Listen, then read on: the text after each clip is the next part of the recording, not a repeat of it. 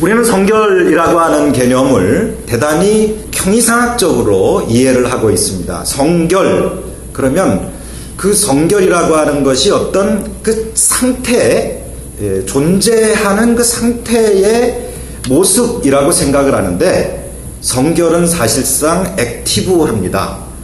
성결이라고 하는 것을 우리가 이해할 때 초기 성결 운동에 대해서 우리가 보겠지만은, 성결이라고 하는 개념을 어떤 도덕적 변화가 아니라, 어떤 존재론적 변화가 아니라 그 삶의 변화 전체, 이것을 의미한다고 이해를 할 수가 있습니다.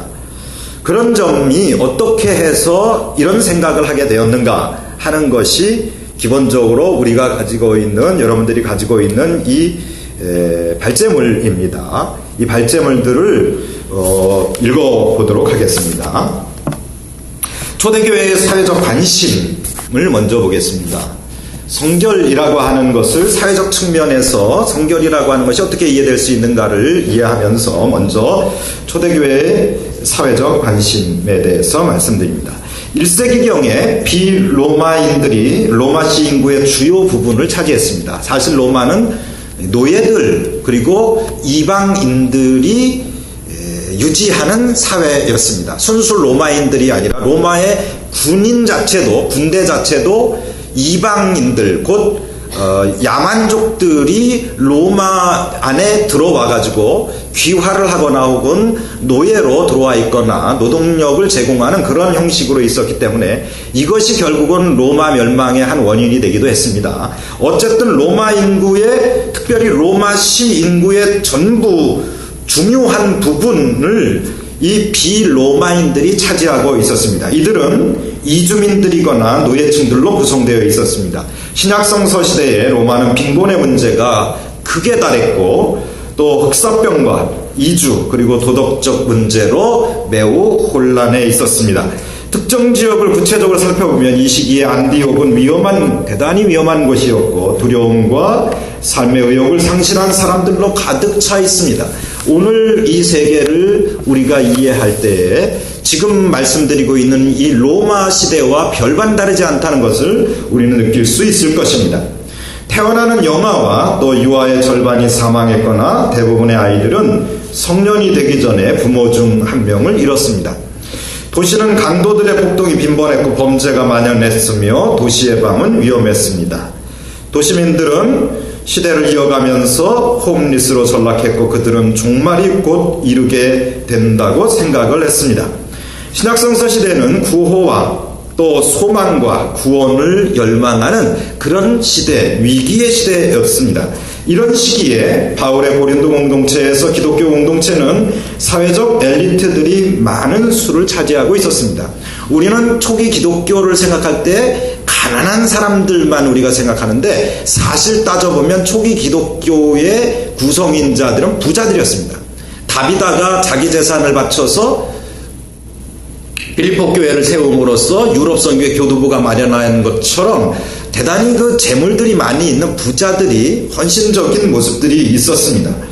교회는 로마 사회의 중간계층으로서 부자와 빈자의 사이에서 확산되어 갔고 양자의 조화를 이루려 노력을 했습니다.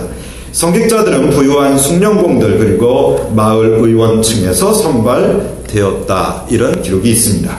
이 시기에 초대교회는 빈곤층을 위한 병원을 운영하였고 교회는 병자들을 위한 구호소를 운영했습니다. 돌보아줄 가족이 없는 군인들과 노예들을 위한 안식처도 제공을 했습니다. 유대인들과 그리스도인들은 자비심을 가지고 병자들과 가난한 자들을 구호했습니다.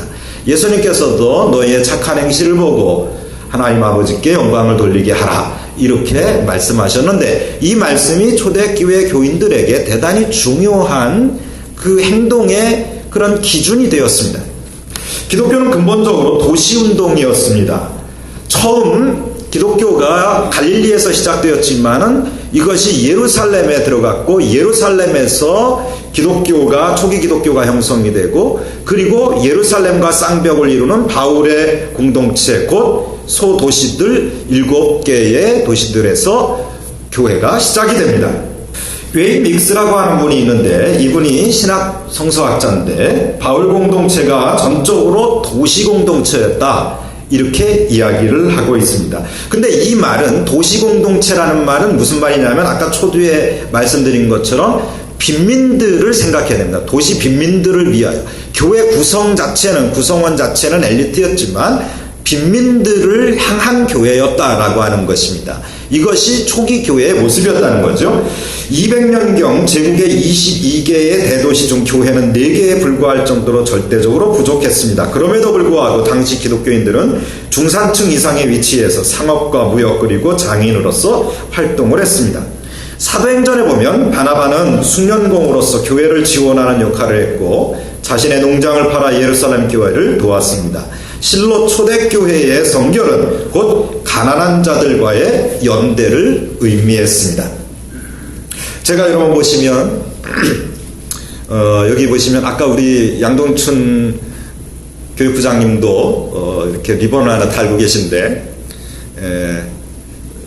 이 세월호 사건이 일어나고부터 제 양복에서 떨어지지 않는 세월호를 잊지 않겠다라고 하는 그런 배지입니다.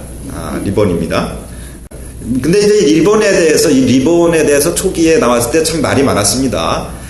저게 뭐 무당이 무슨 그 혼을 불러낼 때 나비를 사용한다거나 혹은 그 혼이 나비가 되어서 날아간다거나 이런 류의 그런 이야기들을 많이 했는데 서정범 교수님이라고 옛날 서울대 국문학을 가르치셨던 분인데 그분이 쓴 그 무속을 연구한 책이 있어요.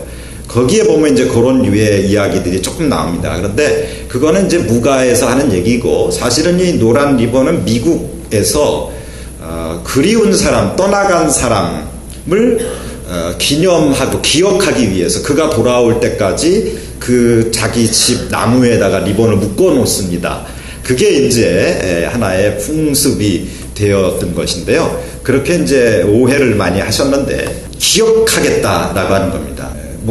저는 목사로서 사회적 연대, 교회가 분명히 예수님은 우리 그리스도인을 향해서 너희는 세상의 소금이다. 너희는 세상의 빛이다. 이렇게 말씀하셨습니다. 너희는 소금이다, 빛이다 이렇게 말씀 안 하고 세상의 소금이다 라고 말씀을 하셨습니다. 기독교인이 그리스도인이라고 하는 것은 사회 속에서 무언가 그 복음에 기초한 영향력이 있어야 된다고 저는 생각합니다.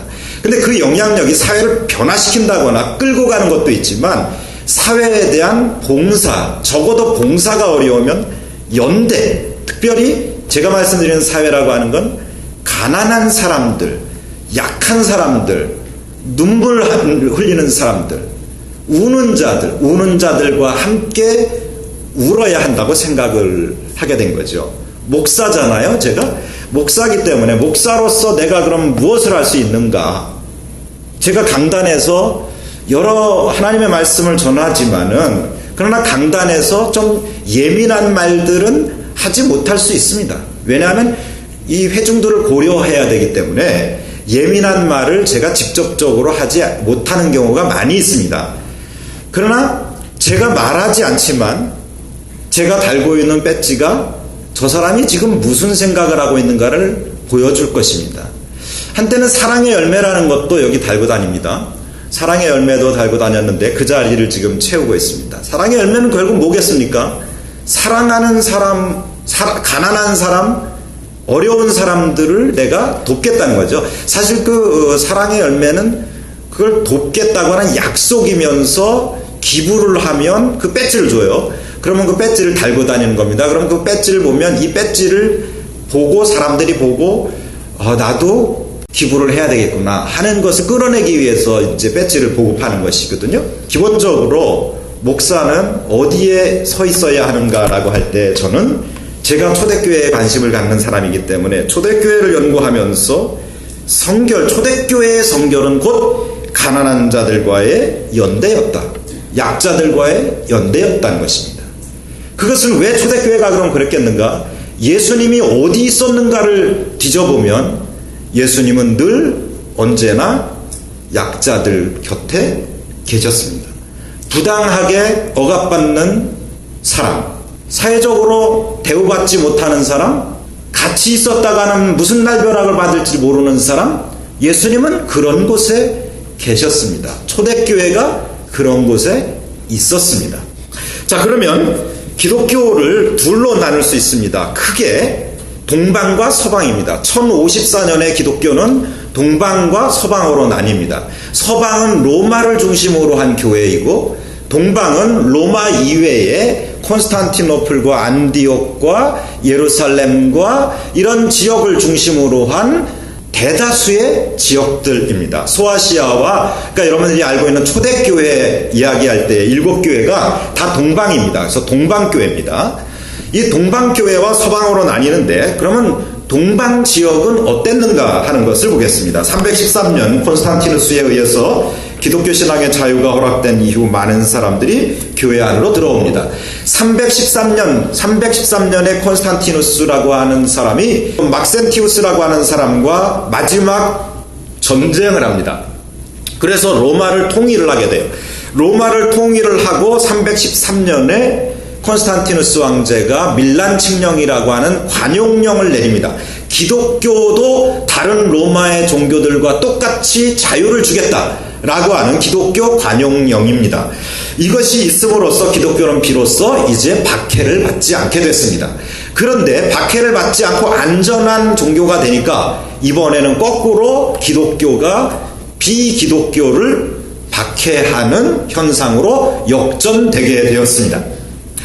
자, 어쨌든 신앙의 자유가 허락된 후 많은 사람들이 교회 안으로 들어왔는데요. 이런 현상은 교회의 재정적 풍요를 가져왔습니다.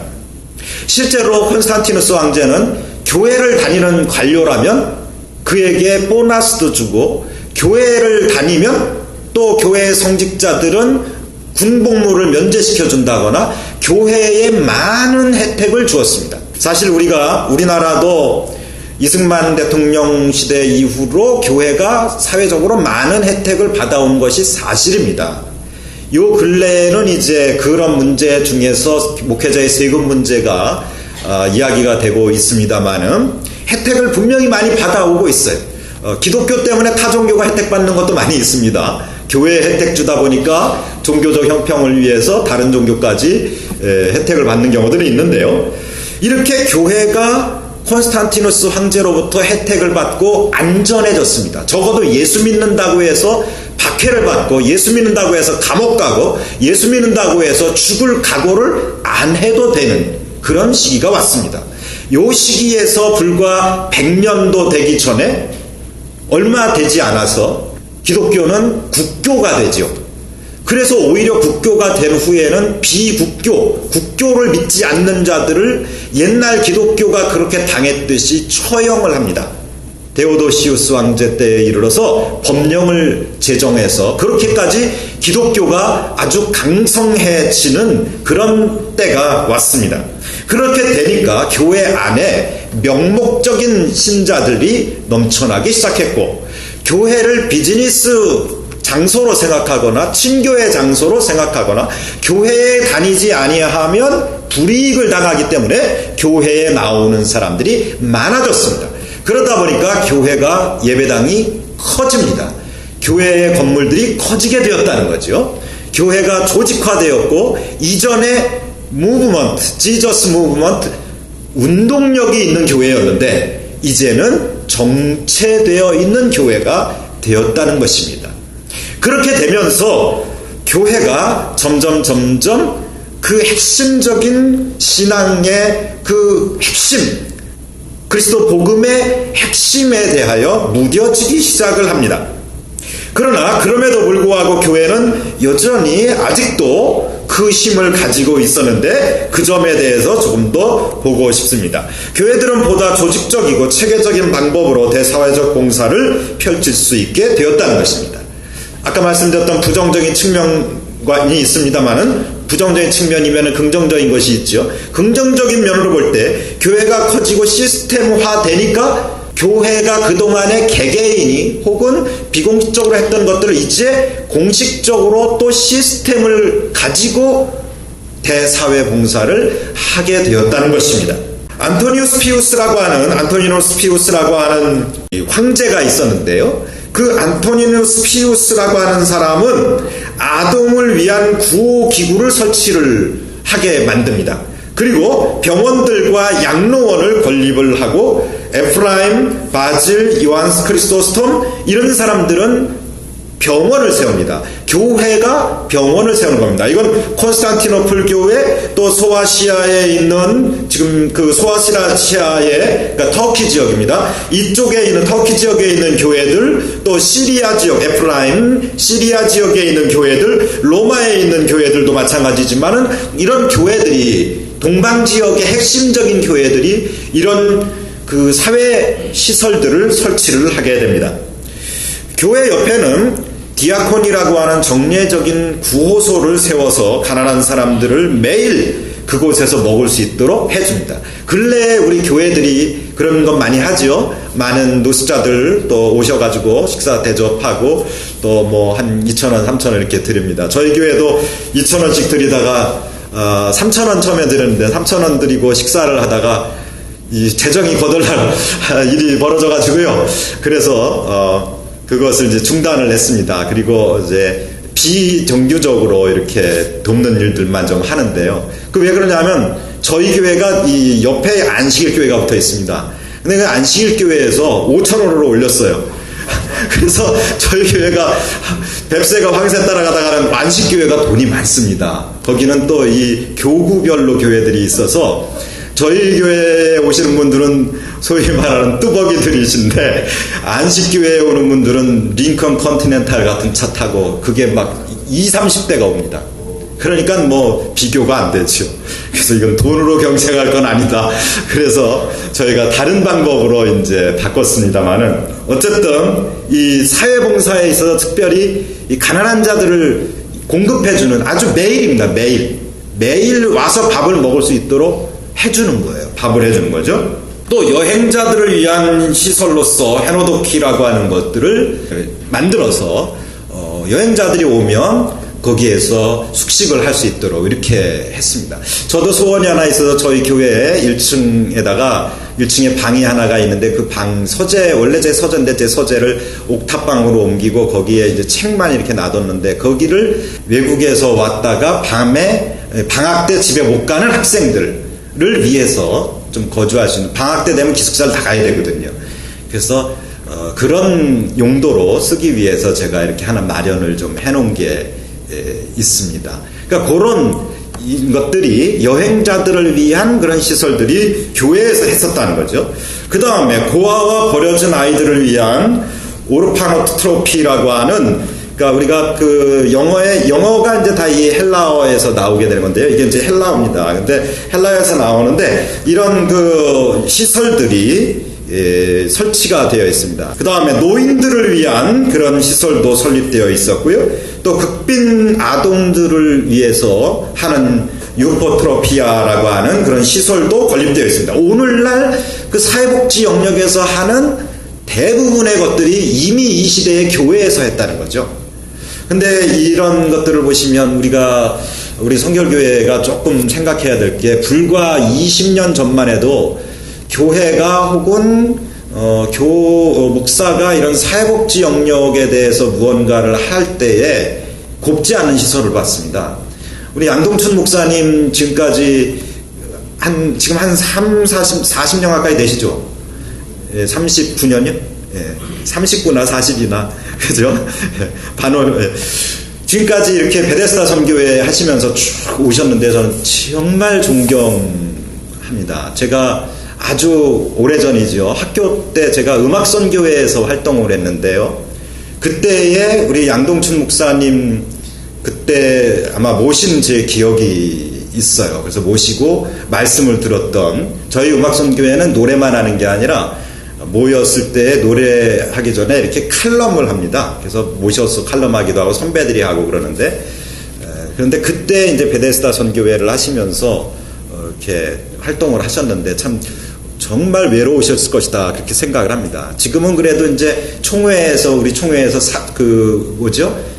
사회선교단이 이제 조직이 되어서 어느 정도 조금 힘이 되실 거라고 생각이 됩니다만은, 우리 성결교회가 그만큼 직접 선교, 간접 선교 이 둘로 딱 나눠 가지고 직접 선교를 강조를 하다 보니까 간접 선교를 소홀히 했었습니다. 근데 이제 그냥 좀 이렇게 좀 소홀히 했다면 좋은데, 이 간접 선교를 마치 신앙이 없는 어떤 행위 정도로 그렇게 생각을 하고 그렇게 가르치기도 했었습니다. 그런데 초기 교회들을 보면 어느 교회든지 간에 교회는 반드시 이 일을 했습니다. 실제로 성경에도 보면 성경에 언급된 언급이 두 가지잖아요. 하나는 11조고, 11조는 뭐였어요? 11조는 사실상 교회에 종사하는 분들을 위한, 그들을 그 다음에 교회를 유지하는 그런 데 쓰지만, 또 하나의 헌금인데 그건 연보거든요. 연보는 뭐냐면 가난한 사람 돕고 가난한 교회 돕는 거거든요. 그러니까 헌금이 바로 그거라는 거죠. 그런 점에서 본다면 이 사회 봉사 혹은 사회 기여 혹은 사회와의 연대 혹은 사회에서의 교회의 역할은 오늘날 너무나 지대하게 요구받고 있다는 거죠. 이 점에 있어서 교회가 70년대 80년대를 지나면서 교회가 한국 사회의 고도 성장기에 굉장히 많은 혜택을 받습니다. 그런데 그 받은 혜택만큼 교회가 사회를 위하여 봉사했느냐라고 할 때는 대답할 수 없을 정도로 봉사하지 못했습니다. 결국 그것이 90년대, 2000년대, 지금 2010년대에 왔습니다만은 이 30년 동안에 일반 사회가 교회를 보는 눈이 점점 냉각되어 가게 만드는 거였어요. 결국은 지금 교회는 사회로부터 엄청난 지탄을 받고 있습니다. 그 여러 가지 이유 중에 하나가 바로 사회와의 연대가 너무 약하다는 거죠. 사회와 연대, 사실 따지고 보면 기독교의 그 사회복지 계열 쪽에서의 기여도를 보면 통계에 의하면 70%가 기독교인 혹은 교회입니다. 하는 게. 그런데도 비판을 받습니다. 왜 비판을 받겠습니까? 그것은 사회가 교회에 요구하고 있는 그 요구가 단순히 거기에만 국한된다는 건 아니겠죠. 사회봉사에만 사회 기여에만 국한되는 건 아닐 겁니다. 그 목회자들의 비도덕적인 모습이나 이런 것들도 많이 있겠습니다만은, 반대로 생각해보면 교회가 사이즈가 사람들이 볼 때 커가는데, 교회 예배당 그러면 억억이잖아요. 몇백억. 지금 뭐 분당 같은 데는 600억 들여서 졌는데 넘어갔잖아요. 인천에도 부천과 인천 같은 곳도 하나님의 교회 안상홍 증인회가 막 사들이고 있는데요. 웬만한 교회들 사실상 죄송한 말씀입니다. 우리 목사들이니까 말씀드립니다만은 예배당 짓는 경쟁했던 거 사실 아닙니까? 누가 지으면 내가 안 짓고 나 은퇴하면 나는 마치 루저 된 것 같은 느낌. 그래서 예배당 허겁지겁, 그러니까 일평생 소원이 예배당 하나 줘놓고 은퇴하는 거, 이럴 수도 있어요. 그러다 보니까 무리하게 되는 거죠. 처음에 기도하고 힘을 낼 때야 시작은 같이 하지만 나중은 점점 다 떨어져 나가면 누가 책임입니까? 목사 책임이에요. 장로님들 예배당 안 짓는다고 빨리 예배당 짓자고 막, 요즘은 이제 짓지 말자는 거지만 그런 게 있다고요. 목사님 우리도 져야 되는 거 아닙니까? 근데 나중에 어떻게 합니까? 나 몰라라 손 띱니다. 사업 나 어려워졌어요. 손 띄기 시작합니다. 근데 우리 목사들이 예배당 크게 세우는데 정신 팔려서 지내다 보니까 탁탁 떨어져 나가는데 어디로 갑니까? 다 이단 입속에다가 다 넣어줍니다. 술집, 영국은 교회가 술집이나 디스코텍 때이기 때문에 문제라고 한참 우리 한국교회가 떠들었어요. 근데 지금 한국교회는 술집이나 디스코텍도 아니고 이단의 입에다가 갖다가 그냥 고스란히 바치고 있습니다. 그런데 사람들이 볼 때 예배당 사이즈는 커지는데 왜 교회 옆에는 가난한 사람들이 여전히 있는가 이거예요. 가난은 뭐 나라님도 구제 못한다, 구휼 못한다 그런 얘기 있습니다만은, 그럼에도 불구하고 교회로서의 사명은 뭐냐? 하나님의 말씀의 전파와, 하나님의 말씀은 뭡니까? 결국 사랑하라는 거잖아요. 입으로만 말하지 말고 직접 사랑하라는 거예요. 예배당 크게 세우지 말고 그걸 가지고 도우라는 거예요. 적어도 교회 안에서 이 빈부격차가 교회 안에서도 큽니다. 죄송한 말씀이지만 우리 성결교회가 진짜 성결해지기 위해서는 교회 안에서요, 돈 가지고 장로님 세우면 안 됩니다. 어떤 지방은요, 돈 갖고 장로 세웠다가요, 목사님 쫓겨났어요. 얼마 안 됐습니다. 이거 정말 심각한 얘기입니다. 정말 돈 잘 써야 돼요. 사실 우리 자본주의 사회잖아요. 자본주의 사회에서, 특히 자본주의적 교회 안에서 이 돈이 하나님 되면 안 됩니다. 돈을 진짜 돌같이 봐야 돼요, 교회가. 그래서 가능한 한 멀려야 됩니다. 어떻게 멀려야 돼요? 헌금한 거 다 모아야 돼요. 가난한 사람 돕고, 교회 외부에, 교회 치장하지 말고 교회 밖을 보아야 됩니다. 흘러가야 돼요, 돈이. 돈이 교회 안에 고여 있으면 교회에 썩습니다. 교회 밖으로 흘러가야 돼요. 그러면 교회는 건강한 교회입니다. 저희 인천에서요, 지난 성탄절에 어떤 일이 있었냐면, 이번 성탄절에 작은 교회들 몇몇이, 뜻있는 교회들이 모였어요. 그래서 다른 교회, 큰 교회들에 이렇게 같이 하자고 했지만 안 하는 거예요. 제가 왜 그런 거 했냐면, 부활절 연합예배 하잖아요, 지역마다. 근데 서울은 이제 크니까 좀 구별하겠습니다. 인천 부활절 연합예배 하는데 인천도 둘로 나눠졌어요. 근데 인천에서 부활절 연합예배를 하는데 우리 성도님들 모시고 그냥 그 노인네 권사님들 아닙니까? 그런 다리도 제대로 못 걷는 분들을 제가 그래도 예수님이 일어나신 부활절날 제일 먼저 봐야 되지 않습니까? 뭐 이러면서, 사실 제가 이렇게 말씀드린 것도 좀 웃기는 말이지만, 그러니까 권사님들 함께 가기 위해서 모시고 갔단 말이에요. 가가지고 앉았는데 시장 나와서 한바탕 떠들지, 여당 국회의원 나와서 한바탕 떠들지, 야당 또 하나 나와서 떠들지, 나와서 떠들지, 이거는 예배인지 뭔지. 제가 몇 년을 그러다가 도무지 안 되겠다 싶어서 중단을 했어요, 가는 거를. 그리고 교회에서 그냥 예배를 드리다가 뜻있는 교회들 몇몇하고 이제 지난 부활절과 더불어 이번에 인천에 가면 만석동에 괭이부리 마을이라고 하는 곳이 있습니다. 여러분이 책에 보면 괭이부리 마을 아이들이라는 책이 있어요. 소설인데요. 그 배경이 된 곳이에요. 여러분이 이렇게 인천역, 옛날에 하인천역이라고 그랬는데요, 그 옆에 있어요. 아주 가난한 이 동네죠. 거기에서 20개 정도의 교회와 단체들이 모여서 성탄 예배를 거기서 드렸어요. 그리고서 거기에서 헌금들을 다 미리 모으고 그날도 하고 해서, 거기에 아주 한 2-3평짜리 집이에요. 한잣집이죠. 그런데 이제 지분 개량 사업을 하는 그런 걸 해야 되는 그런 몇몇 집을 이제 그중 어려운 데를 좀 선택해서 도와주기 위해서 했다고요. 근데 꽤 많이 저희들이 모았습니다. 그런데 그게 이제 하나님께서 은혜를 주셔서 구청에서 그 소식을 알고 1억 원을 지원했습니다. 눈사람 된 거예요. 눈덩이가 요만했는데 굴리니까 눈사람 돼요. 우리요, 교회는요, 돈 가지고 굴려야 됩니다. 돈놀이 하라는 게 아니라 굴려야 돼요. 그래야 하나님의 일 크게 할 수 있습니다. 해야 됩니다. 시작은 별 볼 일 없지만 하니까 그렇게 사람들이 도와줘요. 예수 믿는 사람이 도와주는 게 아니라 사회가 도와주더라니까요.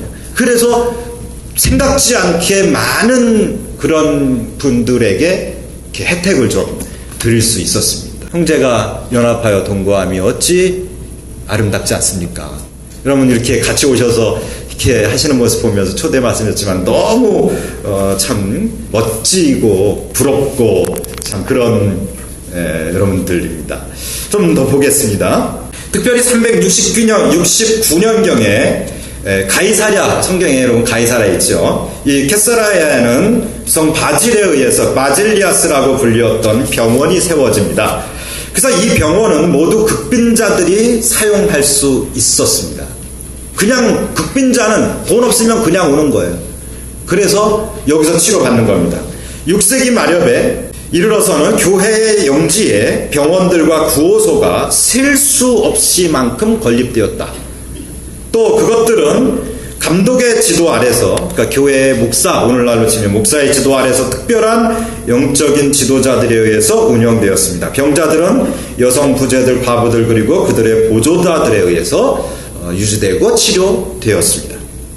특히 동방에서 이러한 사회적 성결에 대한 관심은 요하네스 크리소스토모스에게서 두드러지게 나타났는데요. 그런 경제적인 측면과 더불어 사회 정치적 측면에서 성직자로서의 사회적 성결을 강조했습니다.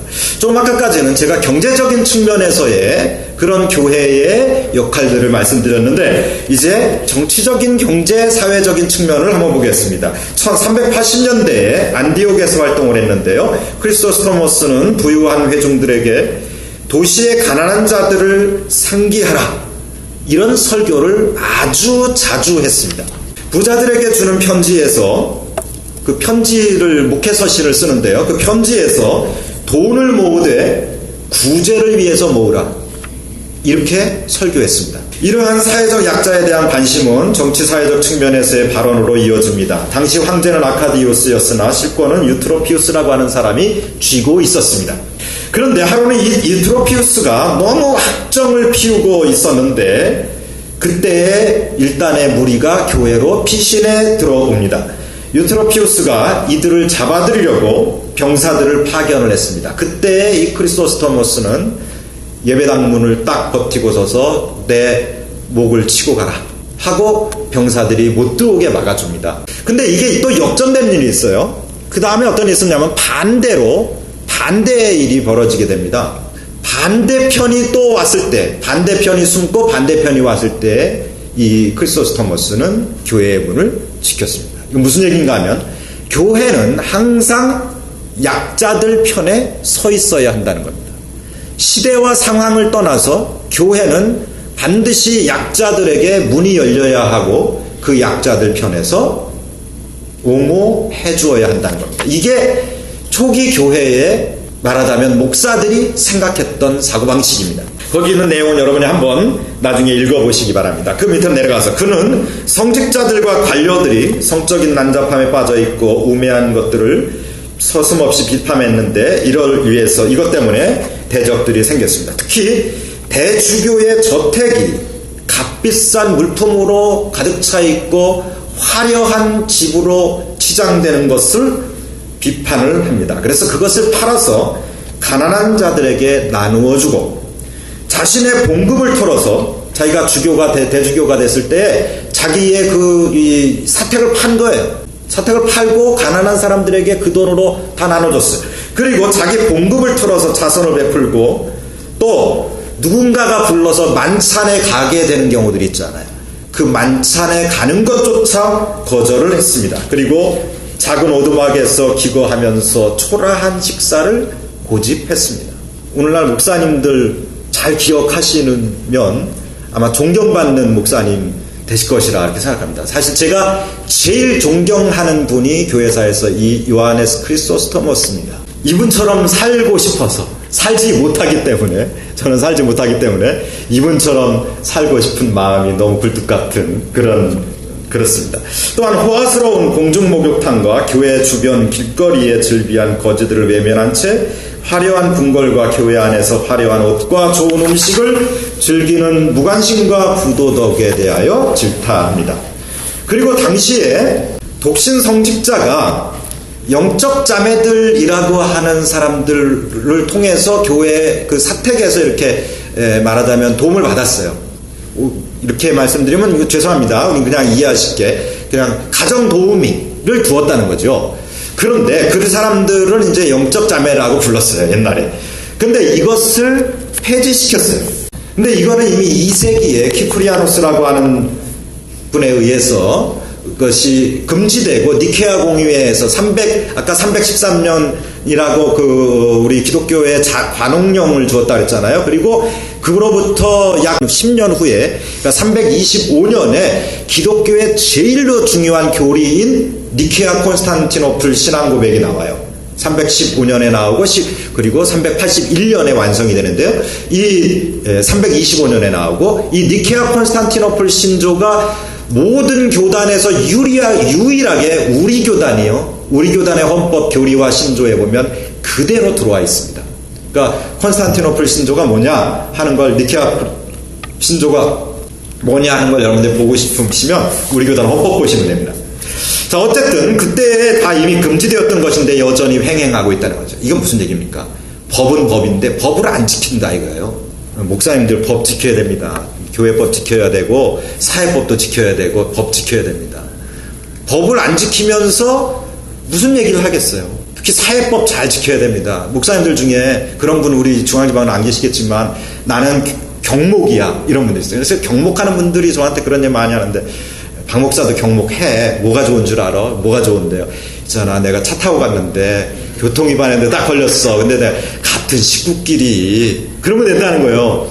같은 식구끼리 그 경목증을 보여주는 거예요. 그래서 내가 찢어버려라. 목사입니까? 시정 잡배 깡패 새끼만도 못한 거죠. 죄송합니다. 그런 소리 들어도 싸요. 어디 할 게 없어가지고 교통 위반해가지고 그러면 창피한 줄 알아야지. 목사님 같이 생겼어요. 그러면 아닙니다. 이래야지. 창피한 줄 알고. 교회 욕먹이는 거 아니에요. 하나님 예수님 얼굴에다 치라는 거죠.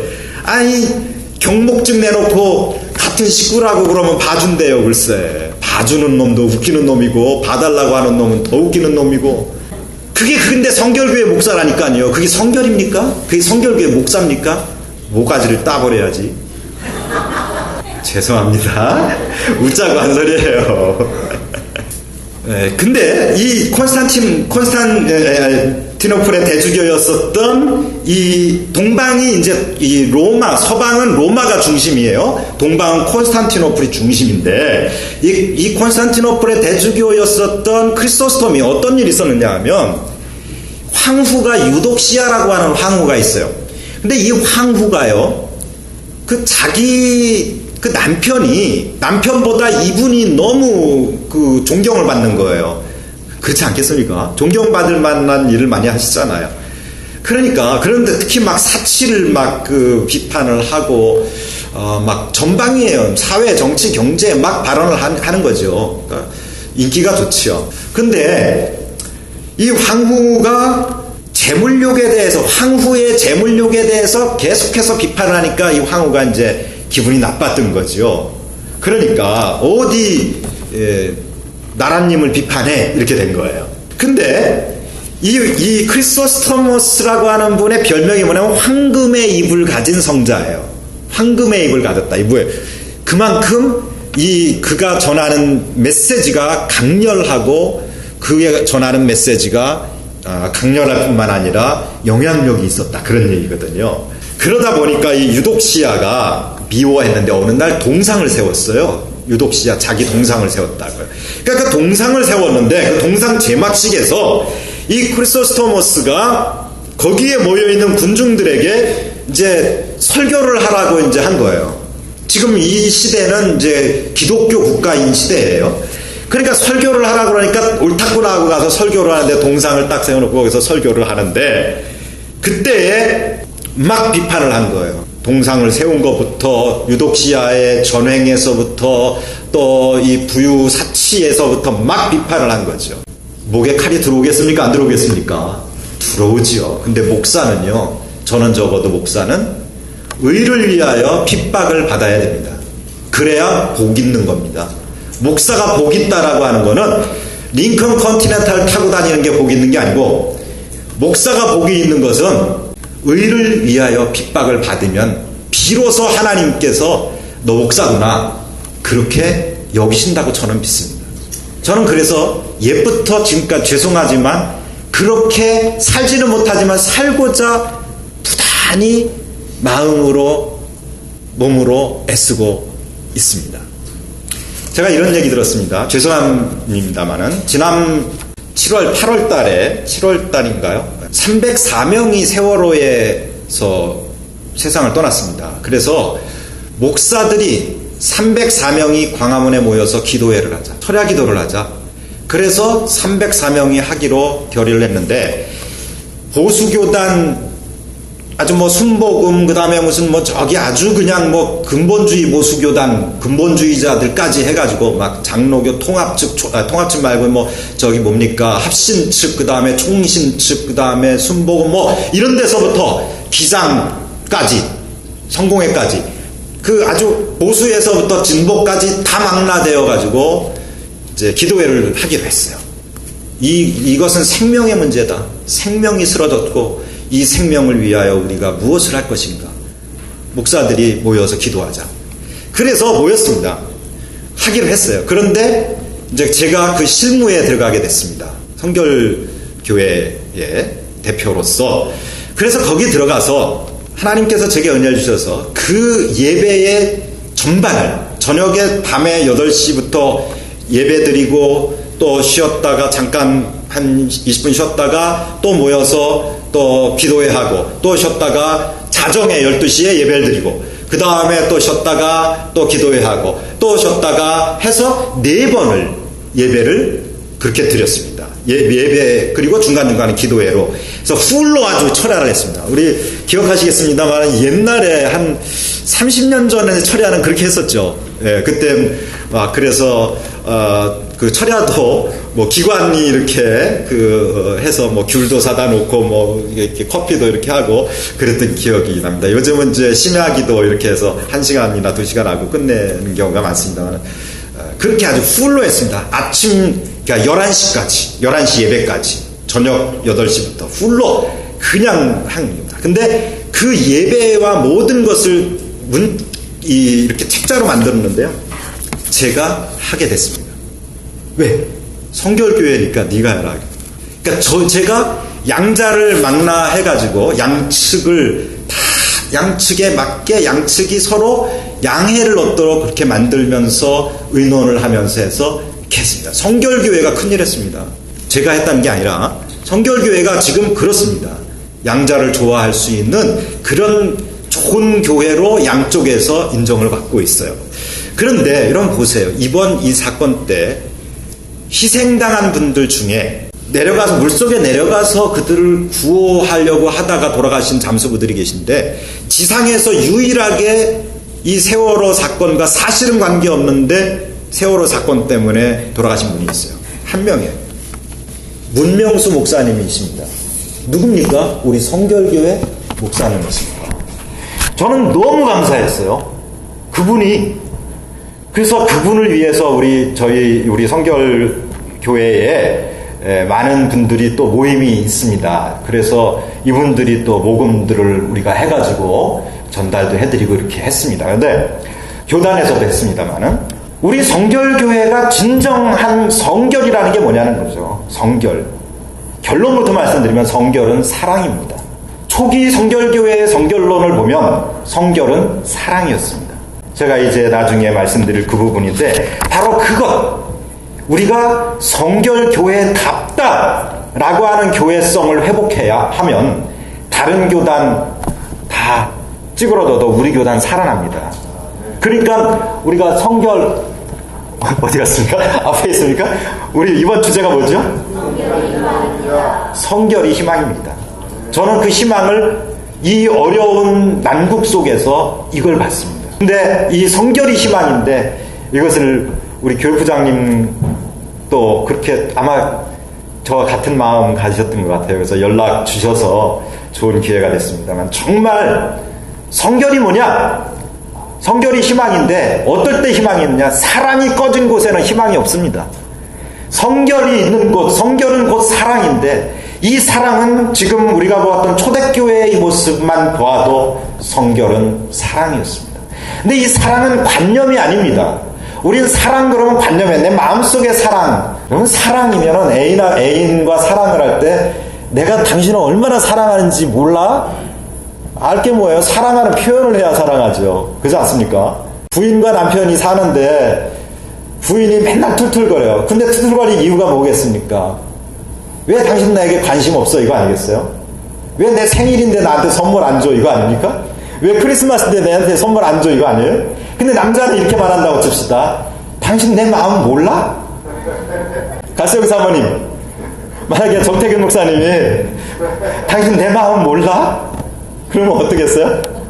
거기에 뭐라고 대받아치겠어요? 모른다고요? 왜 모르는 거죠? 뭐가 필요한 거죠?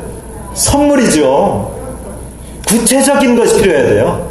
우리 자본주의 사회에서 구체적으로 뭡니까? 돈입니다. 까놓고 말해서. 돈으로 해야 돼요. 돈으로 못하면 입으로라도 해야 돼요. 불의를 보면 불의하다고 말해야 됩니다. 이게 성결입니다. 이게 사회적 선결이에요. 이게 요한 웨슬리가 했던 일입니다. 요한 웨슬리를 우리는 부흥운동 이렇게 말하잖아요. 요한 웨슬리의 부흥운동. 사실은 요한 웨슬리는 부흥운동가가 아닙니다. 그거는 요한 웨슬리를 포장을 잘못하고 있는 거예요. 요한 웨슬리는 죄송합니다만 이렇게 정의할 수 있어요. 그는 사회운동가였어요. 근데 그 사회운동을 사회가 그 당시 영국 사회가 이제 여러분 쉴 때 보세요. 영국 사회가 해결할 수 없는 문제들 속에 막 소용돌이 속에 들어가 있었어요. 그때 그는 사회개혁을 외쳤어요. 그는 브리스톨이라고 하는 노동자들의 그 아주 그 사회 속에 들어가서 혹은 막 그 탄광에 가가지고 막 이런 곳으로 가서 그들을 위한 구호활동을 했어요. 영국 사회의 변혁에 최고로 기여한 것이 노예 해방입니다.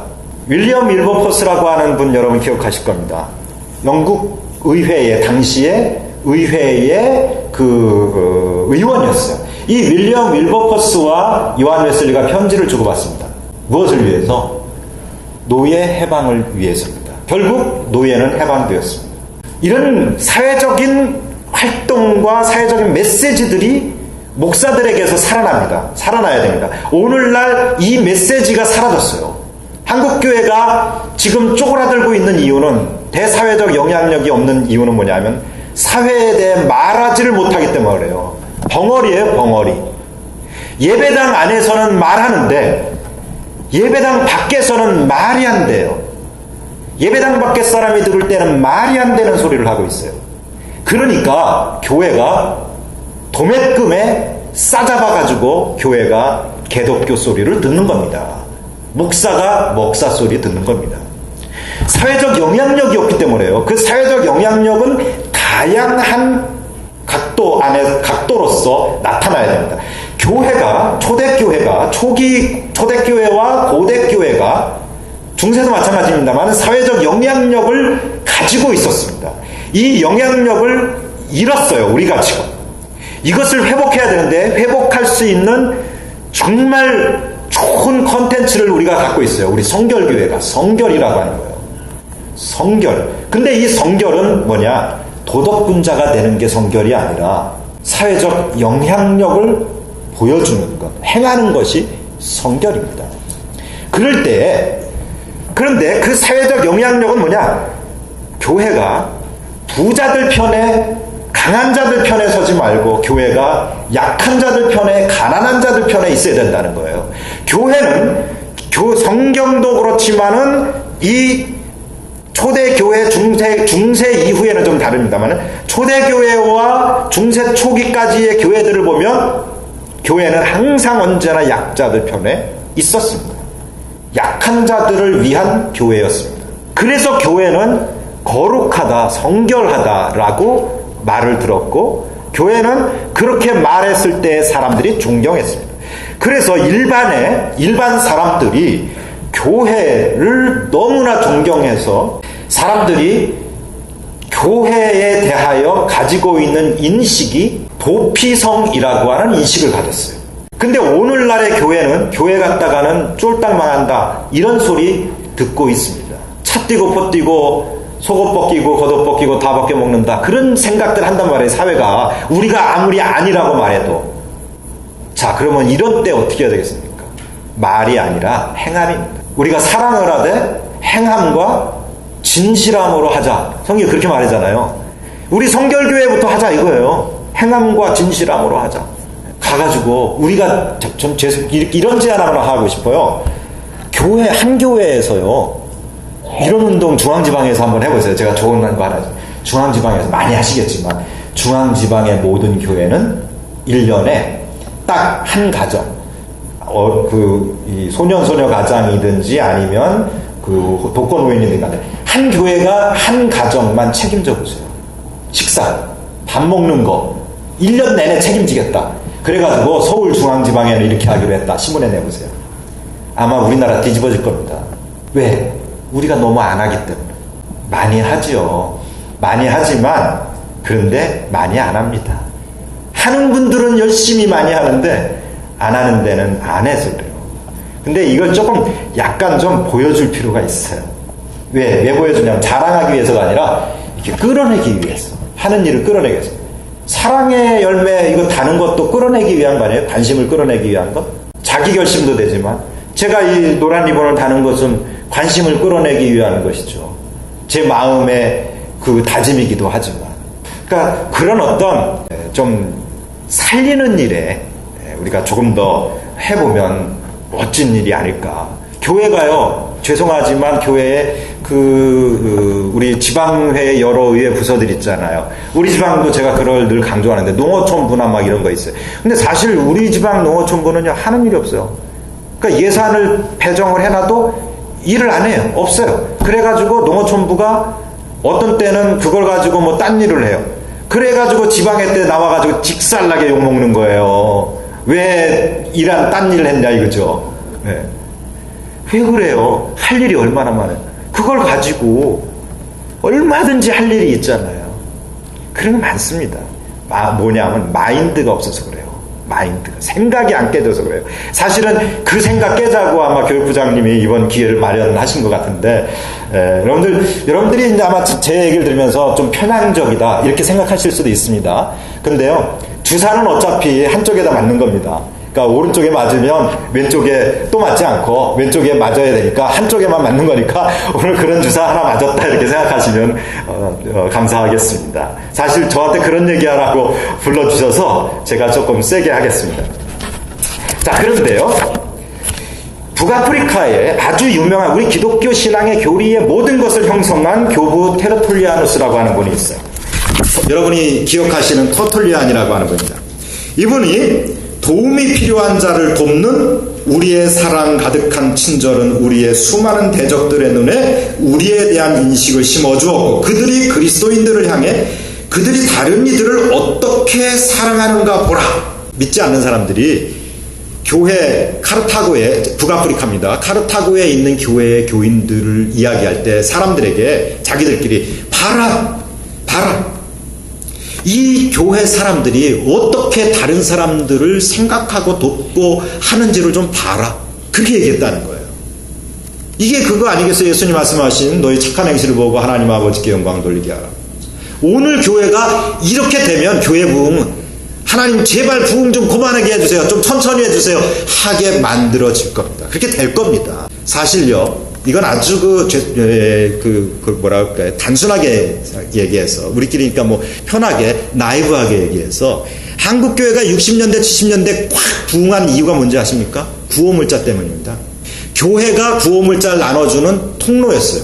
그래서 교회를 통해서, 정부가 교회를 통해서 혜택을 주면서 나눠주겠다. 그러니까 사람들이 교회로 물려들었어요. 돈인 거예요. 지금 교회가 어디서 받아가지고 하는 게 아니라 내가 지금 내게 있는 것으로 주는 거잖아요. 사실 베드로와 요한은 내게 있는 것으로, 나는 내게 뭐 가진 것은 없거니와 내게 있는 것으로 내게 주노니 뭐 나사렛 예수의 이름으로 일어나 걸어라 그러지만, 베드로와 요한은 없지만 우리에게는 솔직히 말해서 주머니에 있잖아요. 그러면 있는 거 줘야지. 있는 거 안 주면서 주머니에 딱 넣어놓고 내게 아무것도 없는데 내게 있는 거 줄게, 나사렛 예수 이름으로 일어나 걸어 하면 사람들이 볼 때 너나 걸어 그러죠. 주머니에 있는 거 알아요. 있는데 없다고 거짓말하지 말고 있는 거 톡톡 털어야 돼요. 전대에 아무것도 가지고 다니지 말라고 그랬는데 우린 사실 가지고 있잖아요. 죄송한 말씀이지만 목사들 가난해져야 됩니다. 다른 사람은, 목사 아닌 사람은 부자여도 천국 가겠지만, 죄송하지만 제 목사니까 하는 얘기예요. 목사가 부자면 천국 못 갑니다. 천국 문에서 가론유다가 막고 서 있을 거예요. 저놈의 나라랑 똑같다고 그럴 거예요. 그런 분이 있어요. 목사는 중간쯤 가야 된다. 중간이 어디 있습니까? 예수 믿는데 헌신의 중간이 어디 있습니까? 다 내려놔야 돼요. 네. 가난하지 아니하면 어떻게 예수님 만납니까? 나는 자신 없습니다. 그런데도 돈이 필요해요. 근데 저는 돈 필요합니다. 왜 필요한지 아세요? 제게 지금 당장 필요한 돈이 꽤 있어요. 근데 제 쓸 일을 위해서 아니라 특별한 어떤 일을 위해서인데, 다른 나라 사람이에요. 근데 그분을 위해서 제가 아주 지금 기도를 하고 있어요. 그래서 돈이 필요해요. 필요하긴. 그래서 아까 말씀드렸죠. 돈을 벌 때 뭘 위해서 벌으라 그랬다고 그랬어요? 가난한 사람들 돕기 위해서 돈 벌어라. 이게 소위 말하는 초대교회 목사님들이 가르친 거예요. 이렇게 말씀드릴게요. 우리 목사니까. 교회 헌금 많이 하기 위해서 돈 벌어라. 그렇게 안 했다고요. 자, 시간이 많이 지났어요. 그죠? 여기까지 하고 5분 후에 다시 시작하도록 그렇게 하겠습니다.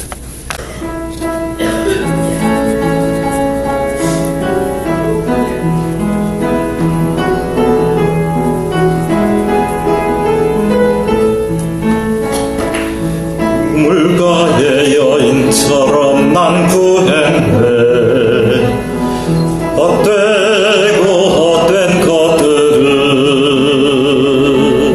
그때 주님 하신 말씀 내 샘매와 생수를 마셔라. 오 주님 채우소서 나의 잔을 높이 듭니다. 하늘 양식 내게 채워주소서.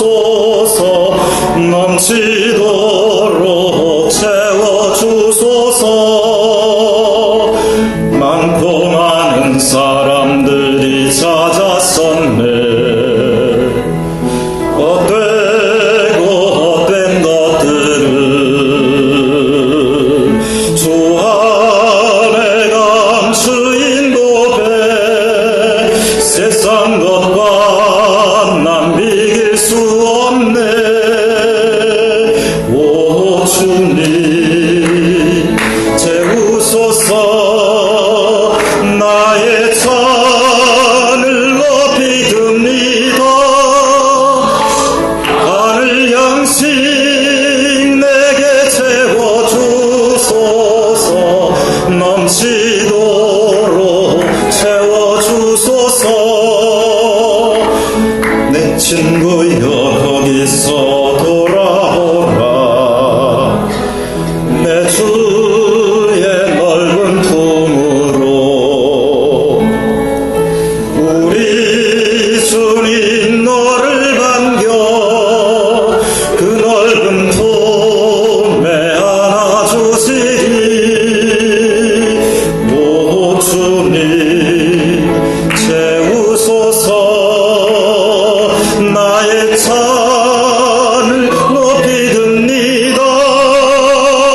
하늘 양식 내게 채워주소서. 넘치도록 채워주소서. 네, 고맙습니다. 네, 기독교 서방에 그러면 동방 얘기를 해드렸는데요. 서방 얘기를 좀 해드리겠습니다. 다 읽어갈 수는 없고요. 서방 얘기들만 좀 해보겠습니다. 하고 이렇게 그 말씀을 드리면서 그냥 넘어가도록 그렇게 하겠습니다.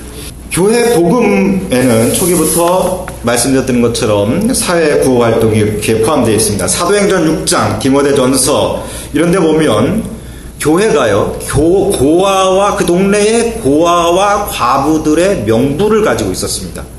그래서 그걸 가지고 정기적으로 그들을 구호했습니다. 심지어 초기 교회에서 일부 교인들은 빈곤한 동료 교인들을 돕기 위해서 자신을 노예로 팔기까지 했다 그럽니다. 우리가 뭐 그렇게까지 해, 그렇게 말할 수 있기까지 했다는 거죠. 초기 기독교인에게 있어서 사랑과 자선은 공동체에 대한 연대 책임과 또 사회봉사의 형태로서 나타났고, 또 재앙이 닥쳤을 때 교인들은 그것을 대처하기 위해서 앞장서고, 그리고 그것으로 인해서 사회가 생존할 수 있었습니다. 251년에 감독 코르넬리우스가 안디옥 감독에게 쓴 편지가 있습니다. 거기에 두 개의 책임을 강조하는데 1500명 이상의 과부들과 가난한 자들을 돌보는 46명의 성직자, 우리가 성직자 그러면 교회 일 한다 이렇게 생각하잖아요. 근데 교회 일이 곧 이 사람들에게 뭐였냐면 가난한 자들을 돌보는 일이었습니다. 그걸 위해서 40명의 성직자가 세워졌었어요. 우리 초대 일곱 집사도 세우는 목적이 뭐였습니까? 그 세운 목적을 보면요, 그게 봉사하기 위해서요. 그러니까 봉사는 떼어놓을 수 없다는 거예요. 복음과 봉사는 떼어놓을 수 없다는 겁니다. 그걸 위해서 감독 한 명을 세운다. 46명의 성직자들 중에서 한 명을 세우는데 뭘 위해서 세워요? 이 복지 봉사를 위해서 세운다는 거죠. 이처럼 로마 교회는 과부들과 가난한 자들의 명부를 소유하고 그것을 위해서 활동을 했는데 4세기 안디옥 교회에 보면 3,000명의 고아와 과부 명부가 있었습니다. 이게 다 발견됐어요. 7세기 초 알렉산드리아 교회에서는 7,500명의 빈자 명부, 교회가 금년 내 도와줘야 하는 그 명부를 갖고 있었다는 거예요. 또 가자지구와 같은 시골 교회에서조차 한 해에 200명 이상의 도울 명부를 가지고 있었습니다. 그런데 구제에는 일정한 규칙이 있었습니다. 가난하다고 다 도와주는 게 아니라 여기 보면 구호품들을 아주 정밀히 조사를 해가지고 이렇게 전달을 해 주는데 추천장을 받고 그 구호 대상자들이 일을 할 의욕을 가지고 있느냐 이걸 봤습니다. 물론 일할 수 있는 힘이 없는 사람은 도우지만은 일을 할 수 있는데 일 안 하는 사람들까지 도왔다 그건 아니에요. 가난하다고 무조건 도왔다 이게 아니고 그런 그 기준을 가지고 그렇게 도왔다라고 하는 겁니다. 또 실제로 아이들을 입양을 해가지고요. 교회에서 교인들이 입양을 해서 아이들을 키우고 그런 일들을 굉장히 많이 했습니다. 로마 교회가 로마 지역에서 박해를 굉장히 많이 받는데 그 박해를 받으면서도 교회가 성장한 데는 여러 이유가 있지만 복음의 다이나믹도 있지만 그 다이나믹이 어떻게 나타났는가 하면 이렇게 전쟁의 시기에 고아가 되거나 질병으로 죽거나 해서 고아가 된 아이들을 교인들이 가정마다 입양을 해서 키웠습니다. 이런 것들이 교회에 대한 사회적 평판을 정부는 교회에 대해서 황제에게 절하지 아니하고 또 다른 종교, 다른 신들, 로마의 종교에 절하지 않는다고 해서 무신론자들이라고 해서 혹세무민한다고 해서 박해를 했지만 일반인들은 기독교인들의 그런 모습을 보고 신자가 됐습니다. 심지어는 황제의 부인조차도 신자가 됩니다. 여러분 재밌는 얘기 하나 해드릴까요? 예수님께서 태어나실 그 당시에 황제가 누구였습니까? 호적하러 갈 때 누구였습니까? 아우구스투스인데 무슨 아우구스투스? 아우구스투스라고 하는 말은 로마의 황제들 중에 좀 위대한 황제들이 자기 자칭 타칭 최고의 아주 그 훌륭한 절대 권력자를 말할 때 신의 아들이라는 의미예요. 그런 의미로 말할 때 아우구스투스를 붙이는데 디베료입니다. 예수님 태어나셨을 때에 이 티베리우스가 어떤 걸 했냐면요. 예수님에 대해서 예수님을 그 로마의 여러 신들 중에 하나로 추앙을 하려고 그랬어요. 신들 명목에 로마의 공식적인 로마는 그 공인 종교 사회예요. 종교를 공인받아야 됩니다. 공인받은 종교만 믿어야 돼요. 근데 여러 공인받은 종교들 중에 하나로서 예수를 그 신 중에 하나를 넣으려고 그랬어요. 근데 원로원이 반대를 해가지고 못했는데요. 근데 이 티베리우스의 부인과 그 황실의 식구들이 예수를 믿었어요. 기독교 신앙을 가졌다고요. 물론 그것이 그 당시에는 이제 유대교 신앙과 연결되어 있는 신앙입니다만은 예수에 대한 각별한 사고를 갖습니다. 예수님이 돌아가실 때에 재판을 누가 했습니까? 빌라도잖아요. 빌라도의 부인이 클라우디아라고 하는 여성인데요. 그 클라우디아라고 하는 여성이 성경에는 짤막하게 나오잖아요. 베갯머리 송사하잖아요. 이 양반 죽였다간 당신 큰일 납니다. 막 그러잖아요. 근데 이 클라우디아 여성이 예수를 믿습니다. 그래가지고 그 여성이 초대교회에서 그 추앙받는, 그래서 일부 동방에서는 이 여성이 굉장히 추앙받는 그런 여성이기도 해요. 그러니까 권력, 힘 있는 사람들이 믿어요. 이제 최고 정점에 있는 자들은 눈치채야 못하지만, 근데 그 왜 그러냐면 기독교인들의 행하는 바 그것을 보고 믿는 거예요. 그래서 초기 기독교를 보면은 초기 기독교의 모습에서 기독교인이라고 하는 징표가 어디서 나타나느냐? 그거는 그 사람이 가지고 있는 캐릭터인데, 그 캐릭터가 뭐냐 하면 사람들이 볼 때 적어도 이 사람들만은 믿을 만하다 이거야. 기독교인이 제일 깍쟁이야 이런 소리 들은 게 아니고 이 사람들만은 믿을 만하다. 왜? 이 사람들은 돈에 관심이 없어요.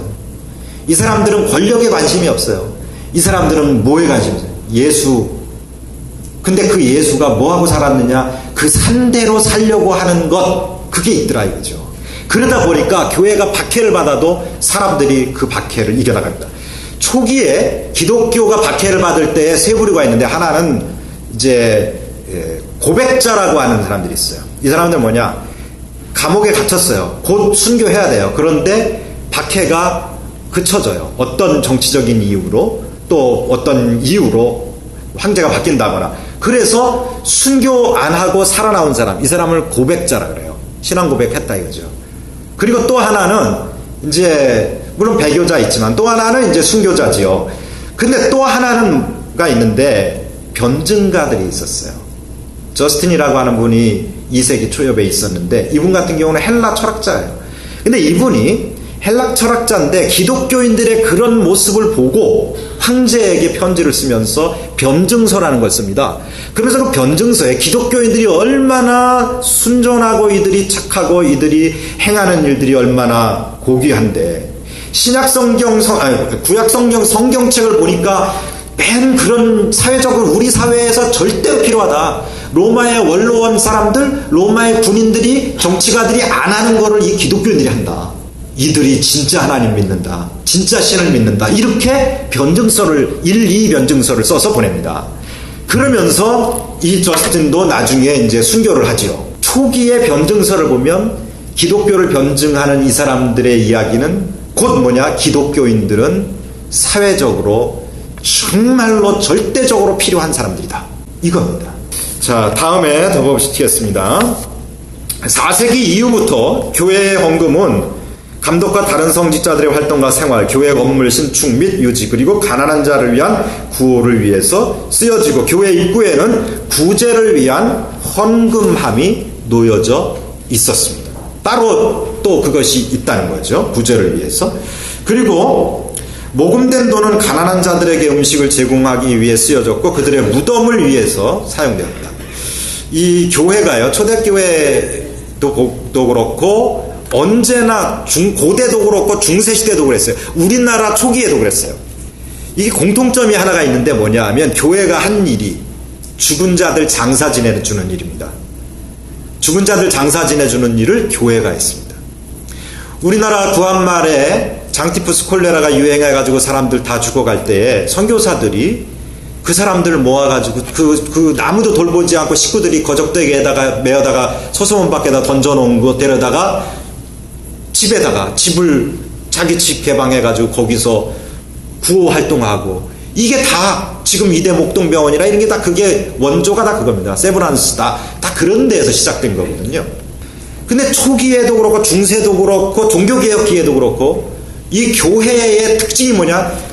믿는 사람만 하는 건 아니에요. 믿건 안 믿건 상관없는 거예요. 죽은 자를 장사 지내는 일을 했어요. 근데 여러분 생각해보세요. 예수님이 제자들이 물어봤어요. 얘기했어요. 그랬더니 죽은 자는 죽은 자들로 장사하게 하고 너는 나를 따르라 했잖아요. 그러니까 교회는 딱 나눠요. 그래서 소위 말하는 아까 초기에 말씀드렸던 직접 전도, 여기에 매진을 많이 하는 경향이 우리에게 특히 있습니다.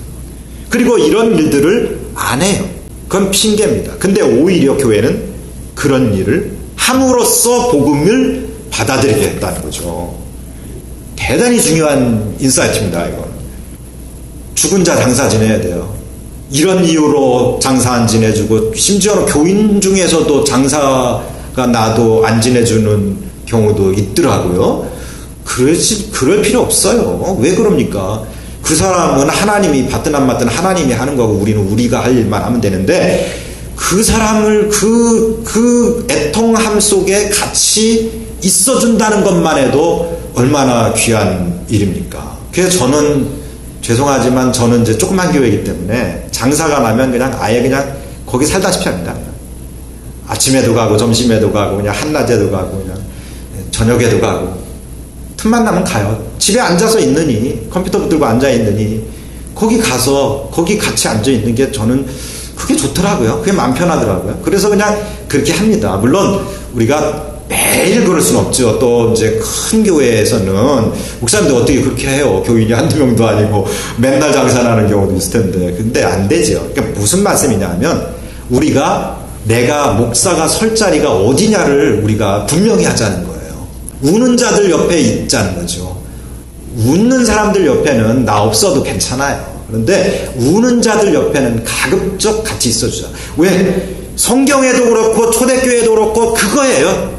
모라비안 교도, 우리 성결교회와 깊이 연관이 있습니다. 요한 웨슬리와. 모라비안 교도들이요, 선교를 열심히 했는데 이들이 하는 방법 중에 하나가 뭔지 아세요? 무덤에서 장사 지내주는 사람이었어요. 무덤 파고 그거 다 해주는 거예요. 그거 묻어주고 뭐 하고 장사 지내주고 이 일 하는 사람들이었거든요. 그렇게 함으로써 사람들이, 그건 뭐냐, 당대 사람들이 제일 꺼려하고 금기시하는 일을 누가 했다? 교회가 했다는 거예요. 오늘 한국 사회에서 교회가 그럴 용기를 좀 회복했으면 좋겠어요. 그런 마음을 좀 가졌으면 좋겠어요. 오늘 한국 사회에서 제일 사회가 하기 싫어하는 일, 제일 힘든 일, 그걸 좀 우리가 좀 교회가 가져와서 하자. 그게 성결의 사회성 아니겠습니까? 교회 안에서만 애매하고 거룩하면 뭐합니까? 교회 안에서 거룩했다고 하나님 앞에서 보실 때 하나님이 천국 갔을 때 너 참 거룩해서 예뻐 그러겠어요? 나는 그럴 거라고 생각 안 합니다.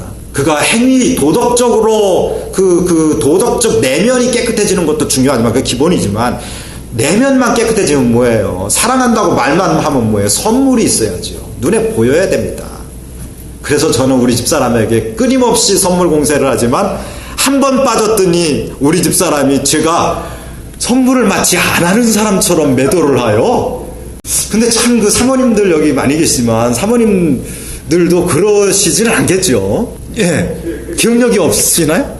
여성분들은 연세가 드시면 기억력이 되십니까? 아니 제가요, 나 여기서 그 좀 한탄을 할게요. 우리 집사람과 결혼한 결혼기념일, 또 우리 집사람 생일, 크리스마스 반드시 빠지지 않고 지금까지 생일 선물 해왔습니다. 때로는 현금으로 주고 때로는 목걸이도 주고, 저 째째하게 뭐 무슨 그런 저기 이런 거 안 줘요. 이런 저기 목사님 그 목걸이 갖고 계시지만 예. 그렇게 충성을 다해 와가지고 이날 때까지 제가 살았지만, 네? 51평생을 그렇게 살아왔는데요. 그런데 우리 집사람은 딱 한 번 제가 못했습니다. 그때 왜 못했느냐 하면 당장 쓸 일이 생겼어요. 외국에 보내려야 될 일이 생긴 거예요. 아프리카에. 그래가지고 그 돈으로 모아둔 돈인데 그 돈으로 그냥 홀랑 디지털 카메라 사가지고 보냈네요. USB USB 하고 그 다음에 뭐 몇 가지 또 변환하는 거 있더라고요. 그런 거 거기는 없을 테니까 사서 보냈어요. 보내고 나서 기도했어요. 하나님, 나 여기 보냈습니다. 근데 선물 사야 되는데 선물 살 돈 좀 주세요. 하나님이 내 기도 안 들어주시더라고요. 그래가지고 그냥 모르는 척하고 지났어요. 근데 우리 집사람도 모르는 줄 알았는데 그로부터 2주일 후에 우리 집사람이 전화를 하는 소리를 얼핏 들었어요. 이제 제가 제 사택을 올라가려면 우리 이렇게 이제 방이 있고 저는 이제 옥탑방에다가 그 서재를 만들었다 그러잖아요. 그러니까 방 밖으로 이렇게 거실처럼 이렇게 돼 있는 거기를 지나서 이렇게 올라간단 말이에요. 올라가는데 전화 소리가 딱 들리는데 그날따라 저 항상 못 들은 척하고 갑니다. 근데 그날따라 감동이 와서 귀를 잠깐 기울였는데 생일을 잊어버렸어. 이제 선물도 안 해. 가슴에 비수가 꽂힌 거야. 그래서 내가 어떻게 했겠어요? 제가 다시는 선물 안 한다. 속으로. 한 번 안 하니까, 여러 번 했는데 한 번 안 하니까 그렇게 섭섭해 하더라고요. 사회도 마찬가지입니다. 교회가요, 많이 해도 한 번 안 하면 섭섭합니다. 섭섭마귀가 어차피 사회에 돌아다니니까. 그러면 할 때 끝까지 잘 해야 됩니다. 그래서 제가 회개를 했는데, 기도하다 회개를 했는데 잘해야 되겠다. 끝까지. 그 대신 할 말은 해야 되겠다. 뒷사람한테 내가 그랬어요. 아니, 내가 지금까지 당신에게 이렇게 선물을 했는데 당신은 왜 내게 선물 안 해? 내가 그랬어요. 이건 반란이죠. 반란입니다. 그 서울신학대학에서 피아노 전공한 분들에게 돈 빈다고 하는 건 이건 반란입니다. 당신은 왜 나한테 안 해? 그랬더니 내가 당신 사랑했잖아. 사랑했다는데 뭐 어떻게 합니까? 사랑했대요 나를. 그 내가 구체적인 게 있어야지. 제가 그랬어요. 구체적인 게 있어야지. 구체적인 게 있어야지. 그랬더니 뭐 밥도 해주고 빨래도 해주고 할 말이 있어야죠. 그래서 앞으로는 선물을 좀 해야 되겠다 그런 생각을 합니다. 그래서 근데 왕년에는요 제가 이벤트도 많이 했어요. 최수종이가 이벤트 많이 한다고 맨날 옆구리 찌르길래 저도 가끔 이벤트도 하고 그랬어요. 네, 사모님들 진짜 목사님께 이벤트 하세요. 목사님들에게만 바라지 말고. 제가 어디 갔더니 계단에요 어느 날 딱 올라가는데 계단에 초가 쭉 켜있어요. 와 그게 뭔가 했더니 그 부인이요 남편이 퇴근해서 오는데 남편이 그날 무슨 생일인가 그랬나봐요. 계단을 그 초 있잖아요 향초 그거로 계단을 다 쫙 올렸어요. 그래서 제가 거길 올라갔다 내려왔다니까요 5층을. 감동받았습니다. 그래서 기도했어요. 하나님 우리 집사람도 회개하게 해주시옵소서. 이거 곁길로 가야 되는데 딴 길로 가지 맙시다. 네. 자, 더 가겠습니다. 그 밑으로 쭉 보시면 특별히 키프리아누스라고 하는 교부가 있습니다. 이 교부 역시 북아프리카에서 활동하던 2세기의 교부입니다. 이 키프리아누스에 의해서가 보면 이분들은 교회를 떠나서도 떠나 있는 동안 이때 떠날 때는 뭐냐면 박해 때문에 도망가 있을 수밖에 없었어요. 유배되어 있거나 그럴 때에도 병자들과 가난한 자들을 도우라고 그렇게 편지를 합니다.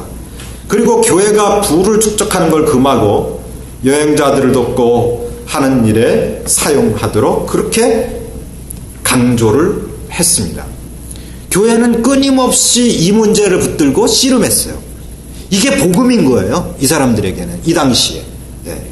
또 교부 테르툴리아누스 같은 경우도 고대 교회의 그 모습에 대해서 여러 가지로 이야기들을 많이 하는데 교회가 마치 난파선을 구조하는 그런 배와 같다.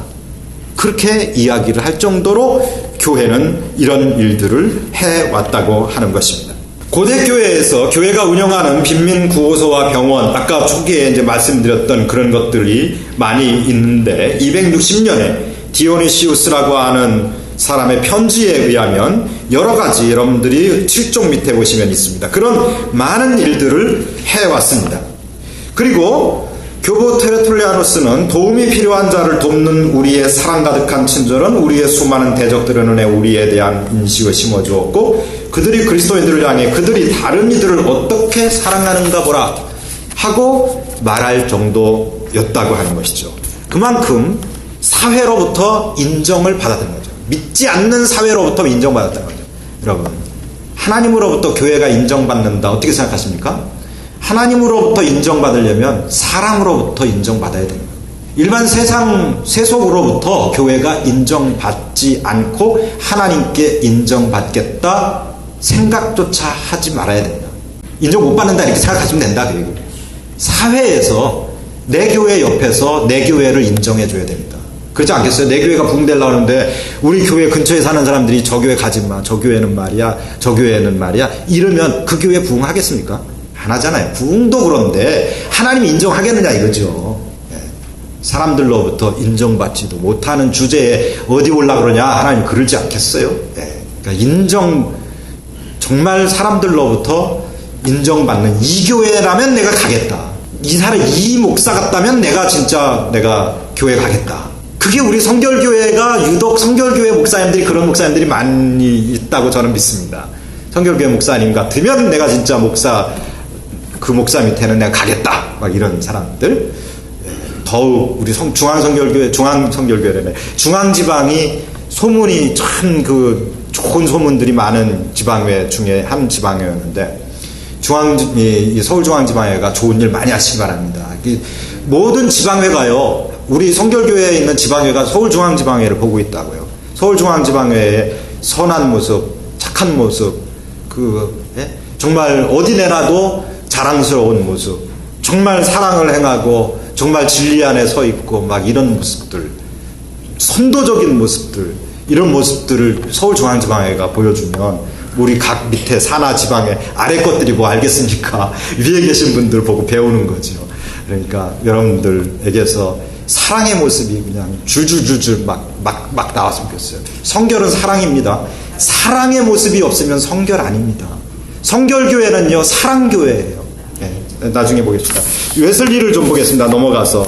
아까 요한 웨슬리를 잠깐 언급했는데요. 18세기 영국의 상황을 보면 엉망입니다. 이 상황이 지금의 상황과 똑같아요. 이 상황 속에서 웨슬리가 무엇을 했느냐는 거죠. 우리는 웨슬리를 부흥운동가라고 말하는데 저는 웨슬리의 사회운동, 곧 웨슬리를 사회적 성결운동가라고 저는 봅니다. 사회적 성결운동가.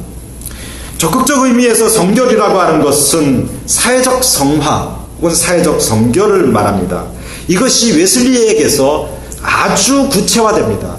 초대교회 그리고 고대교회에서 지금 확 뛰어서 18세기로 지금 넘어왔습니다.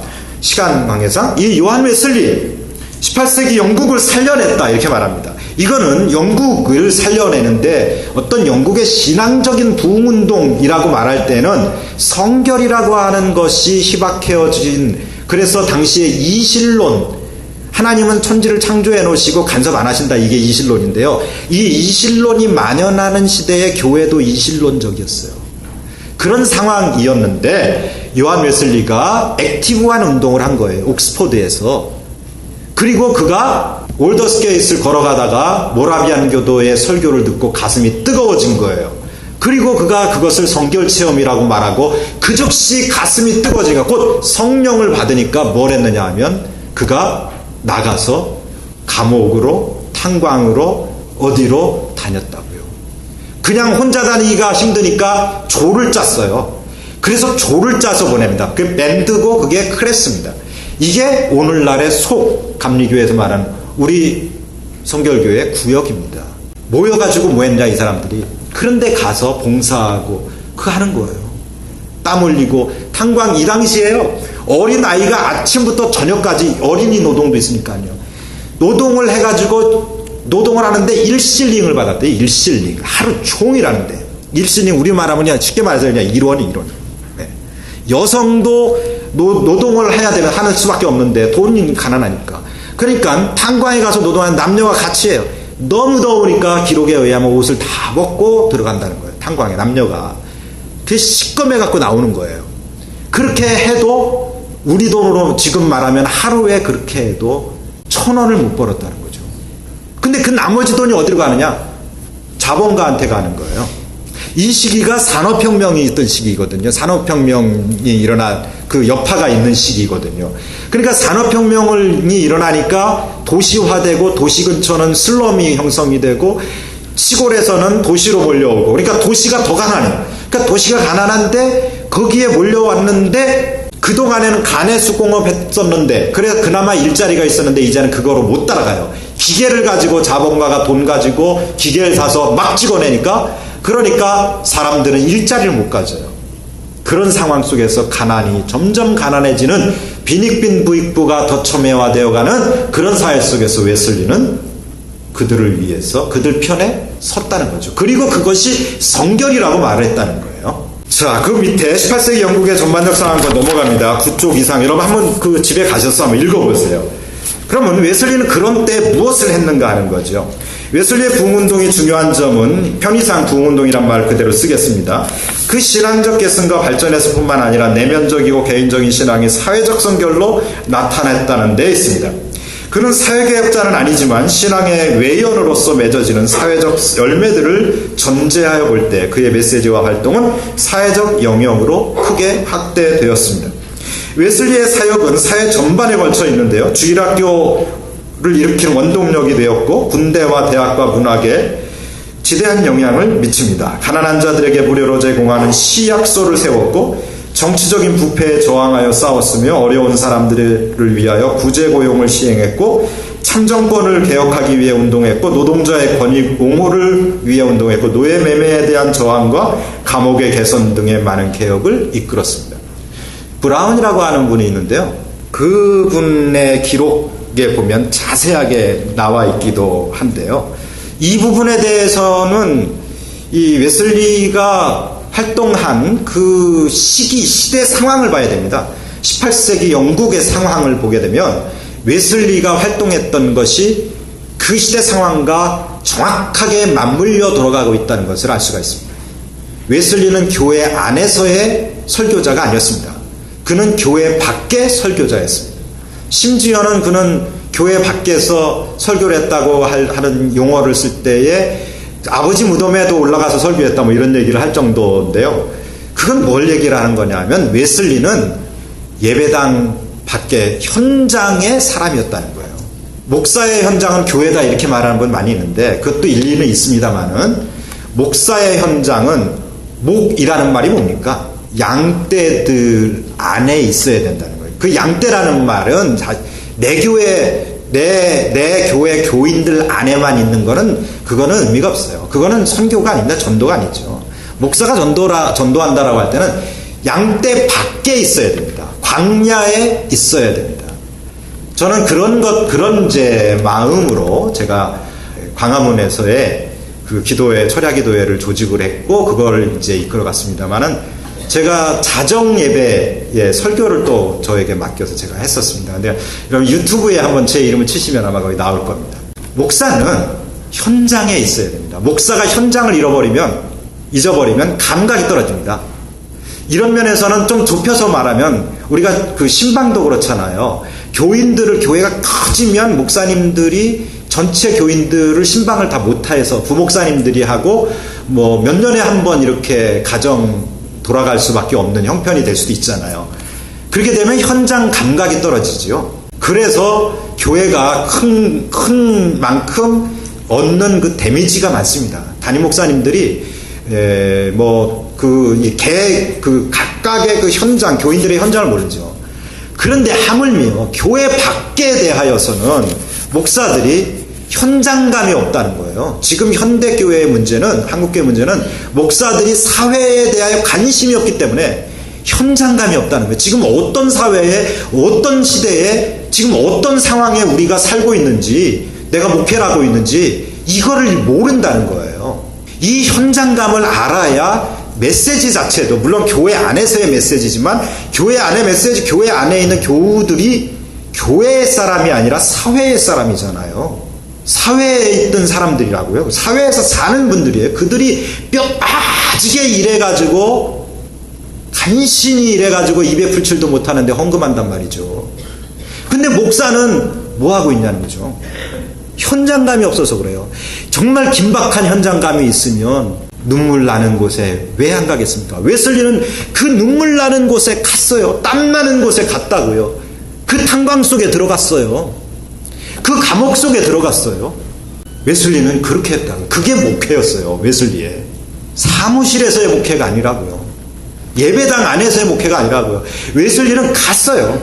그게 다른 모든 종교개혁자들 뭐 폄훼하는 건 아니지만 모든 개혁자들의 뛰어난 전무후무한 목사, 그게 요한 웨슬리입니다. 오늘 우리가 그런 현장감을 우리 성결교회가 찾아야 됩니다. 이 현장감이 초기 성결운동을 보면 그 현장감으로 충만했습니다. 미국의 감리교회가, 영국에서 미국으로 넘어가서 감리교회가 형성되는데, 웨슬리안들이, 감리교회가 이 현장감을 잃어버리니까, 그걸 이제 소위 성결이라고 그랬어요. 그 현장감을 잃어버리니까 성결운동이 일어난 거예요. 현장감 살리자고. 그래서 현장감이 막 일어났어요. 현장감을 왜 잃어버렸는지 아세요? 부자 돼서 그래요. 교인들이 부자 됐고 교회가 부자 돼서. 예배당 커지고 교당 커지니까. 그렇게 된 거라고요. 여러분, 우리 교단, 3대 교단 안 돼도 돼요. 죄송합니다. 선배님들에게. 3대 교단 안 돼도 돼요. 하나님 눈에만 3대 교단 되면 돼요. 네. 우리가 숫자 세갖고 뭐합니까? 우리나라, 여러분 그 군대 갔다 오신 분은 다 아시겠지만 군 병력보다 군대의 기독교인 수가 더 많아요. 이거 뭘 말하는 겁니까? 다 진급해야 되잖아요. 군목 진급하려면. 군목 목사님을 나쁘다고 말씀드리는 게 아니고, 현상을 우리가 너무 껍데기에 지금 매달려 있대요. 쓸데없는 거잖아요. 하나님 앞에 섰을 때 하나님이 너 몇 명 전도했어? 니네 교회 몇 명이었어? 이거 묻는 거 아니라고요. 여기 조그만 개척교회 목사님들도 계시겠지만 여러분 죽기까지 충성하는, 죽을 때까지 하라는 거예요. 그 말이 죽을 때까지. 도망가지 말고 여러분 대마되지 마세요. 끝까지 가세요. 안 되면 그냥 죽이든 마비든 그냥 하나님 그냥 알아서 하세요 하고서 버팅겨보세요. 또 안 되면 뭐 어때요? 하나님이 알아서 해야지. 좀 이런 배짱 가지고요. 진짜 운동, 진짜 성결 운동 한번 해보세요. 그러면 하나님이 불쌍히 여기지 않겠습니까? 저는 그렇게 생각합니다. 저는 우리 성결교회가요 지금요 하나님이 불쌍히 여겨주기를 기도하고 있어요.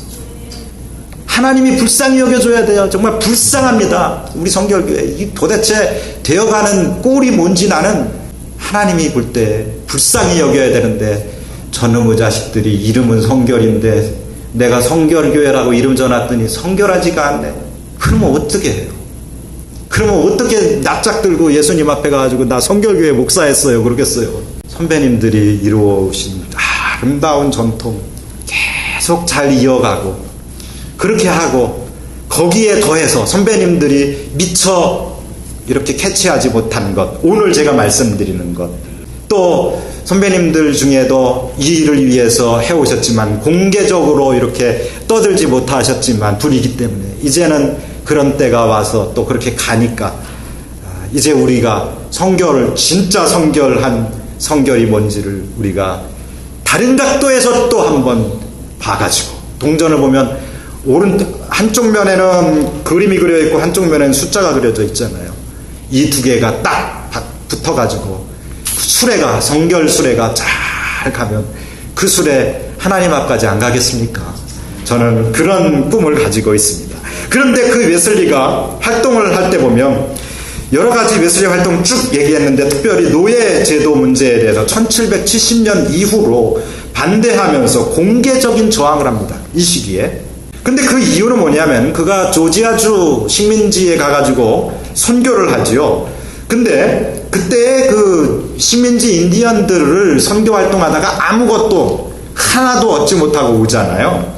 그런 것들이 이제 충격이 되었고, 그래서 노예제도에 대해서 계속 반대를 하는데, 요하네스는 1760년에 노예 소유주와 2명의 노예에게 세례를 베풀었는데, 이 노예 소유주는 서인도 제도에서의 최초의 감리교도가 되었고 웨슬리의 사역과 부흥운동이 확산되는데 중요한 역할을 합니다. 그리고 노예제도에 대한 생각이라는 소책자를 발매해가지고 노예 폐지 운동의 전면에 나섭니다. 그래서 여기 기록되어 있는 여러 가지 일들을 많이 합니다. 또 런던, 브리스톨, 옥스퍼드 이런 곳에 있는 교도소에 67회 이상 방문하여 설교하고 80세가 넘어서도 이 일을 계속했다고 합니다. 1778년 연회에서 교도소 방문을 설교자들의 의무로 규정하기도 하고 수감자들에게 물품을 전달하고 병을 간호하고 석방을 위한 탄원서를 제출하고 또 적군 포로를 위한 구호 활동도 전개합니다. 이렇게 존 하워드는 여러분 그 웨슬리를 이야기할 때 웨슬리가요 얼마나 많은 거리를 이동을 했고 말을 타고 다녔고 이런 얘기 하잖아요. 말씀 전하고. 근데 정확한 소스를 제가 드릴게요. 웨슬리가, 존 하워드라고 하는 사람이 웨슬리가 수감자들을 위해서예요. 수감자들을 위해서 5만 마일 이상을 여행했고 정부의 지원도 뿌리치고 그의 사제를 3만 파운드나 내가지고 그들을 돕고, 그래서 시간과 재능과 재산 전부를 그 사람들을 위해서 내어줬습니다. 3대 악처, 크샨티페, 소크라테스의 부인 크샨티페와 더불어 3대 악처에 속한다 그러잖아요. 요한 웨슬리의 부인을. 근데 요한 웨슬리의 부인이 우리가 악처라는 건 남성적 사고에서 지금 말하는 거예요. 근데 그럴 수밖에 없잖아요. 목사가 돼가지고 집구석을 안 돌보고 다 갖다 주는 거예요. 다 갖다 줘요. 그러니까 가난에 찌들려 살았어요, 웨슬리가. 왜? 갖다 주느라고. 그러니 부인이 오죽 답답했겠습니까? 물 뒤집어 씌우고 하는 거 다반사일 수밖에 없겠죠. 근데 그 부인, 여러분 그 웨슬리가요, 인기가 많았습니다, 여성들에게. 그래서 여성들의 인기가 많아가지고요, 문 여성들이 흠모를 했는데 너무 많아가지고 한때는 볼펜을 책상에다 이렇게 놓고, 하여튼 웨슬리가 그 은혜를 못 받아 성결 체험을 못했을 때는 어떤 고민을 했냐면, 이렇게 딱 놓고, 하나님 힘들어 죽겠습니다. 이게 내가 지금 내 생각에 지금 두 명이 지금 참 괜찮은데, 왼쪽으로 쓰러지면은 메리에게, 이거는 이제 가명입니다. 오른쪽으로 쓰러지면 막달레나에게 가라고 하는 하나님의 말씀으로 믿겠습니다. 자, 하나님, 제가 기도했습니다. 틱! 이랬었어요. 실제 기록이에요. 자기 그 저널, 자기 일기에다가 써놨어요. 그랬던 웨슬리가요, 어느 날, 이제 어느 그 교도소를 가기 위해서 마을을 지나갑니다. 근데 마을을 지나가는데 시간이 좀 늦었어요. 그래가지고 가다가 말을 재촉을 하다가 다리에서 어떻게 해가지고 넘어진 거예요. 딱 떨어졌어요. 그래서 다리가 부러졌어요. 그랬는데 마침 그때 그 동네에 사는 과부가 있었는데, 그 과부가 지나가다가 그걸 본 거예요. 그래가지고 웨슬리를 데려다가 자기 집에서 간호를 해줍니다. 붕대로 싸매고 해가지고 간호해주다가 눈이 맞은 거예요, 둘이. 그래 결혼했어요. 근데 이 웨슬리가 집안은 남들 보고 나가기만 하고 싸돌아진 거 아닌 거예요. 집구석에 있는 시간이 어디 있었겠어요. 싸돌아다녔지. 현장에 있던 거죠. 그러고 우리가 뭐 5만 마일을 가서 돌아다니면서 설교하고 뭐 좋습니다. 뭘 했든지 간에 했다고 쳤시다. 그 시간 동안은 집에 없는 거잖아요. 집에 없었던 거잖아요. 집에 소홀한 거잖아요. 그렇게 했지. 있는 거 다 줬지. 그러니 얼마나 답답한 노릇이겠습니까? 그러니까 여기 사모님들, 목사님들 탓하지 마시고, 사모님들, 지금 목사님이 그래도 웨슬리보다 낫구나, 그렇게 감사하시기 바랍니다. 아멘이죠? 그런 아멘을 크게 하셔야 돼요. 웨슬리보다 낫습니다. 그러니까 불평불만하지 마세요. 우리 지방 그 사모님들에게 그런 얘기했더니 그 사모님들이 저만 보면 지나면 교역자회에 가면 장난치는 거죠. 사모님은 웨슬리보다 낫습니다. 웨슬리 뭡니까? 저 목사님은 웨슬리보다 낫습니다. 괜찮습니다. 사랑하세요. 목사님들이 가끔 음료수 들고 오잖아요. 노동 개선을 위해서도 역시 활동을 합니다. 그래서요, 아까 제가 말씀드린 크레스, 밴드 이런 거요. 그래서 이 사람들이 공장에 들어가서 조직이 돼요. 그래서 이 사람들이 사실은 노동조합 운동의 효시입니다.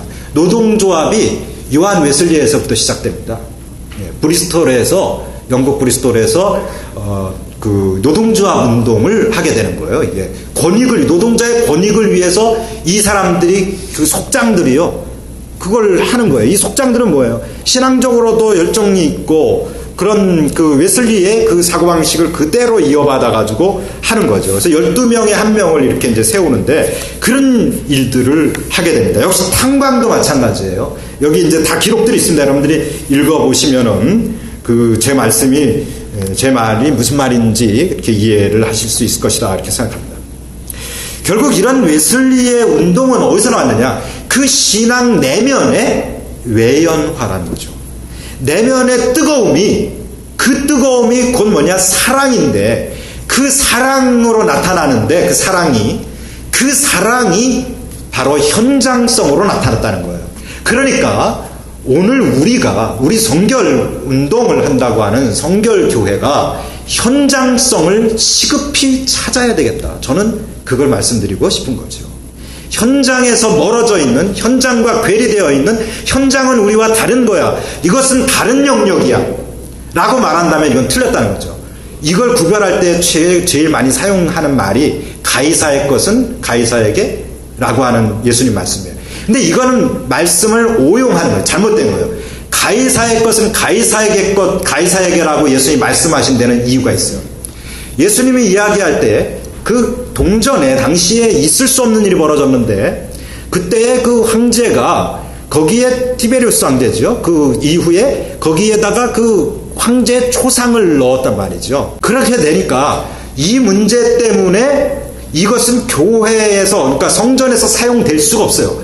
왜냐하면 성경에는 그 누구의 조상을 그려놓을 수가 없잖아요, 얼굴을. 그러니까 그걸 어떻게 사용합니까? 안 되잖아요. 그러니까 성전에서 돈을 바꿔주는 거예요. 그래서 돈을 바꿔가지고 그 돈으로 이제 재물을 사는 거란 말이죠. 그러니까 이 사람들이 그렇게 해서 그 조상을, 그 황제의 조상을 그려가지고 거기서 팔고 하는 그런 상황이 벌어질 정도로 지금 현장이 굉장히 사회적으로 어려운 상황, 시급한 그런 상황, 중대한 상황에 직면해 있었단 말이죠. 이럴 때에 예수님에게 와가지고 해서 얼거매려고 우리 다 아는 거잖아요. 이거 누구에게 줘야 되느냐? 하잖아요. 그럼 뭐냐? 이것을 가이사에게 줘라. 그러니까 세금을 내라 이거예요. 세금을 내라. 가이사에게 줘라. 라고 말한다면 이거는 뭡니까? 바리새파 사람들은 지금 반로마주의자들이에요. 그러면 뭐예요? 로마의 친로마다 이거죠. 그러면 당시에 로마의 식민지 사회 속에서 사람들이 어떻게 이반되죠. 마음이 예수님에게서. 또 반대로 가이사에게 바치지 마라 그러면 어떻게 되겠어요? 정치범이죠.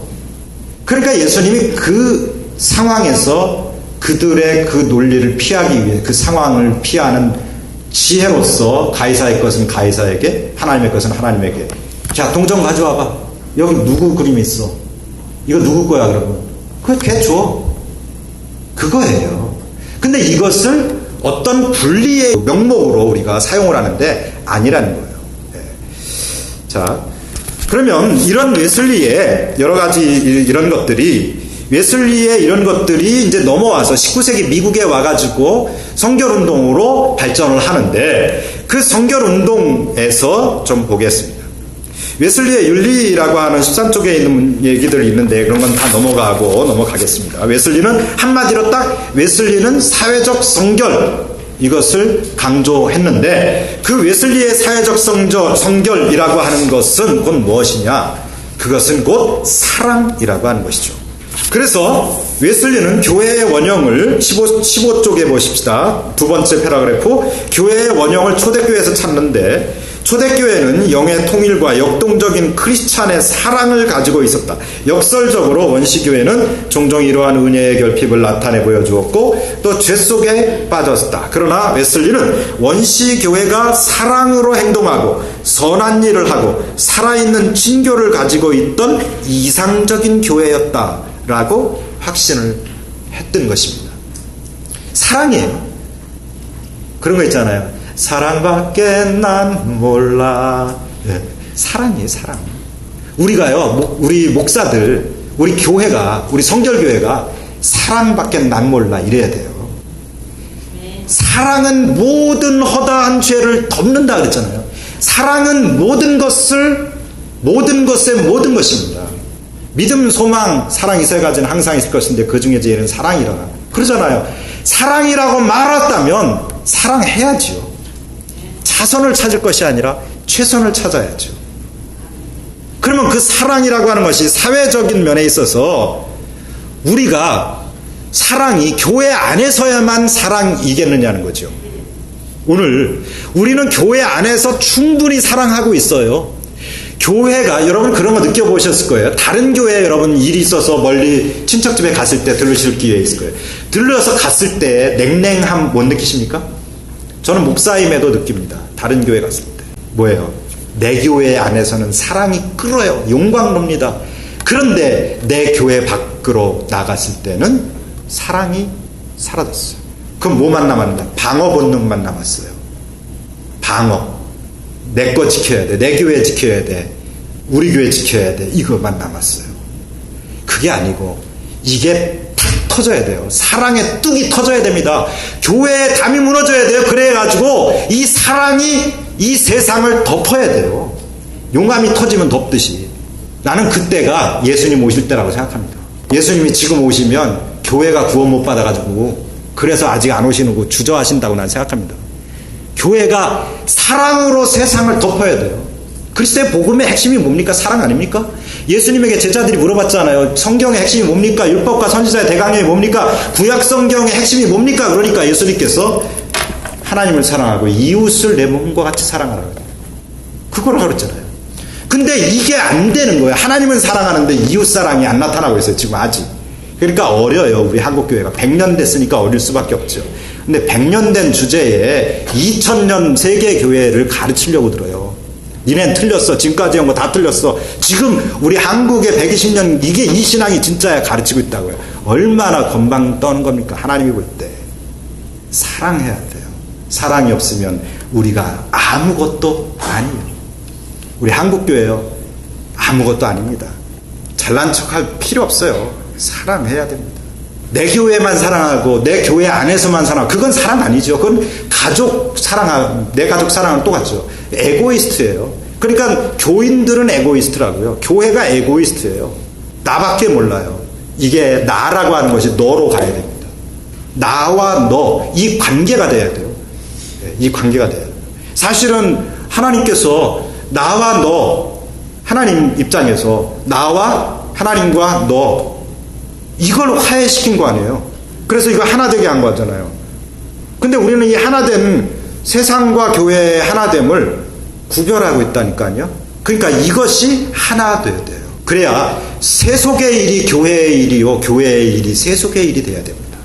그러면 교회는 성결한 겁니다.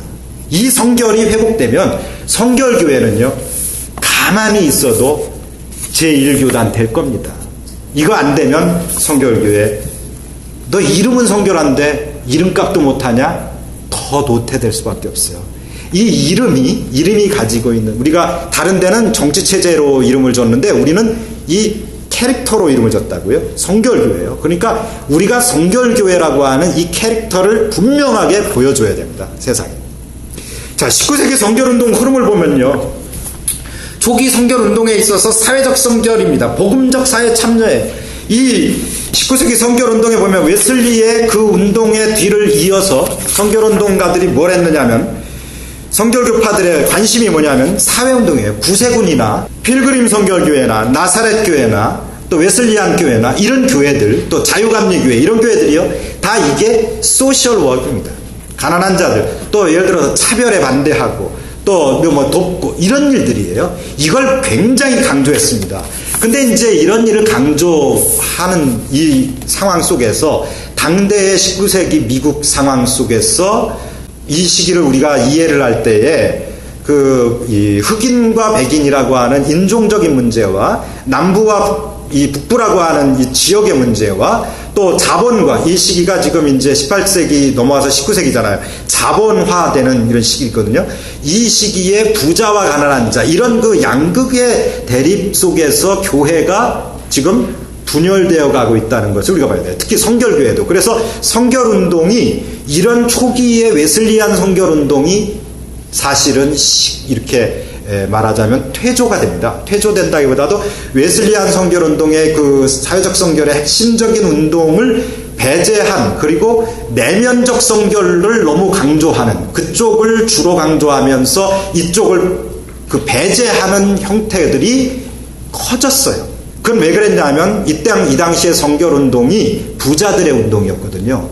가난한 자들이 성결운동에 참여하지 못했어요. 왜냐하면 이 부자들이 어떻게 했냐면 1년에 휴가를 1개월이나 2개월 휴가를 가면 이들이 말하자면 캠핑카 끌고 마차를 끌고 갑니다. 가서 한 달이고 두 달이고 휴양지에서 이렇게 집회를 해요. 그러면서 야 이제 부자들 모여서 이번엔 누구를 모실까? 그러면서 마침 그때 영국의 캐직 사경회라는 이 성결운동이 아주 일어났습니다. 그거는 우리 웨슬리안 성결운동이 아니고 칼빈주의적 성결운동이에요. 그런 캐직 사경회와 그 다음에 그 하이어 크리스천 무브먼트라고 하는 운동이 있었어요. 그 운동, 그러니까 그 차원 높은 신앙 운동, 뭐 이런 신앙 생활, 그리스도인의 생활 운동인데요. 그 직역을 하면, 근데 그 뭐냐면 지금 이런 상태로는 안 된다. 우리 성결해야 된다. 뭐 이런 얘기예요. 웨슬리의 본질로 가야 된다. 뭐 무슨 혹은 복음의 본질로 가야 된다. 이런 얘기를 하는 건데 그걸 추구했던 그런 사람들이 성결 운동을 하고 있는데 그 성결 운동의 강사들을 초빙을 합니다.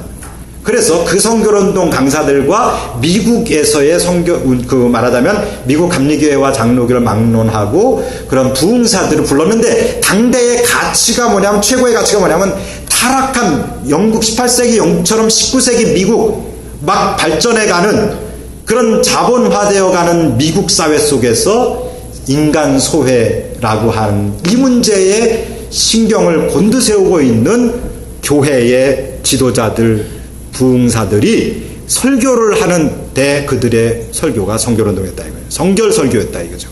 성결을 해야 된다 이거죠, 사회 속에서. 그러다 보니까 그들을 불러서 집회를 해요. 그렇게 한 두 달씩 그 집회를 했다고요. 그러니까 부자들의 그 운동이었어요, 성결운동이. 그러니까 부자들이 가지고 있는 사회적 영향력이나 그들이 파급 효과가 크다고요, 여러 가지로. 그러다 보니까 가난한 자들의 교회들은 약화되고 큰 교회들이 셌죠. 물론 나사렛 교회 같은 경우는 좀 특별하죠. 나사렛 교회는 세계 성결운동에서 현재 제일 큰 교단입니다.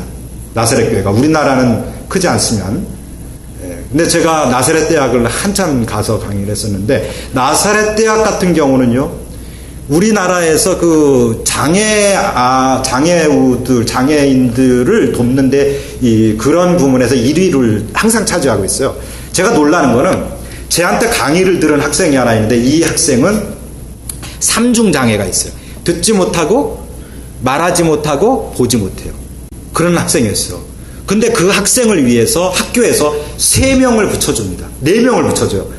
4명을 붙여주고 또 하나를 붙여주는데 그 학생은 그 뒤에 앉아서 타이핑을 해줘요. 근데 그 타이핑이 뭐냐? 이 사람이 보지 못하고 듣지 못하고 뭐 하잖아요. 그러니까 그거로 점자를 다 할 수 있도록 하는, 타이핑하는 그게 있더라고요. 그렇게 한 사람에게 4명을 붙여줘요. 여러분 생각해보세요. 자본적 논리로, 자본주의 논리로 그 학생 등록금 얼마예요? 근데 그 학생을 위해서 4명의 말하자면 아르바이트 비용을 대주는 거예요. 그러니 그 학교는 아주 막 여기 가도 저기 가도 이 휠체어나 가면 2-3명이 같이 가요. 이런 시스템이지요. 그런 걸 보면서 정말 훌륭하다. 그러니까 이 웨슬리안 성결운동 중에, 이 성결운동 중에서 나사렛 성결교회가 세계의 120개국에 퍼져 있고, 이 나사렛 성결교회가 최고로 큰 겁니다. 우리 교단하고는 비교가 안 돼요. 미안한 얘기지만. 우리 교단은 이제 한 10년 전, 20년 전부터 눈 떠가지고 조금씩 많이 변해가고 있어서 인식이 많이 좋아지고 있습니다만은, 나사렛 성결회, 그러면 외국 나가면은 최고로 칩니다. 성결에서는. 그런, 그 이유가 뭐냐 하면 다른 데 있는 게 아니에요. 기본적으로 성경의 가르침이라고 하는 것은 우리가 다 알잖아요. 근데 그 성경의 가르침에 있어서 산상수훈과 더불어서 예수님이 말씀하신 그 핵심적인 그것을 정확히 짚었다는 거죠. 그리고 웨슬리의 성결운동과 그 이후로 이어진 19세기 성결운동의 조류에서 이탈하지 않고 정말 그 핵심을 지켰다는 거죠. 본질을 지켰다는 거죠. 그 본질이 뭐냐? 사회 속에서 소금이 되고 빛이 되라고 하는 이 점을 지켰다는 거죠. 이 교회의 역사를 보면 초기에서부터 지금까지 우리가 고대와 중세 정도를 안 봤지만 중세에도 페트루스 발두스라고 하는 리옹의 상인이 가난한 사람들에게 다 팔고 가난한 사람들에게 재물을 다 나눠주고 그렇게 복음 산상수훈대로 살아야 한다고 하면서 가르치고 다녔어요. 그 줄기에 종교개혁자들이 있어요.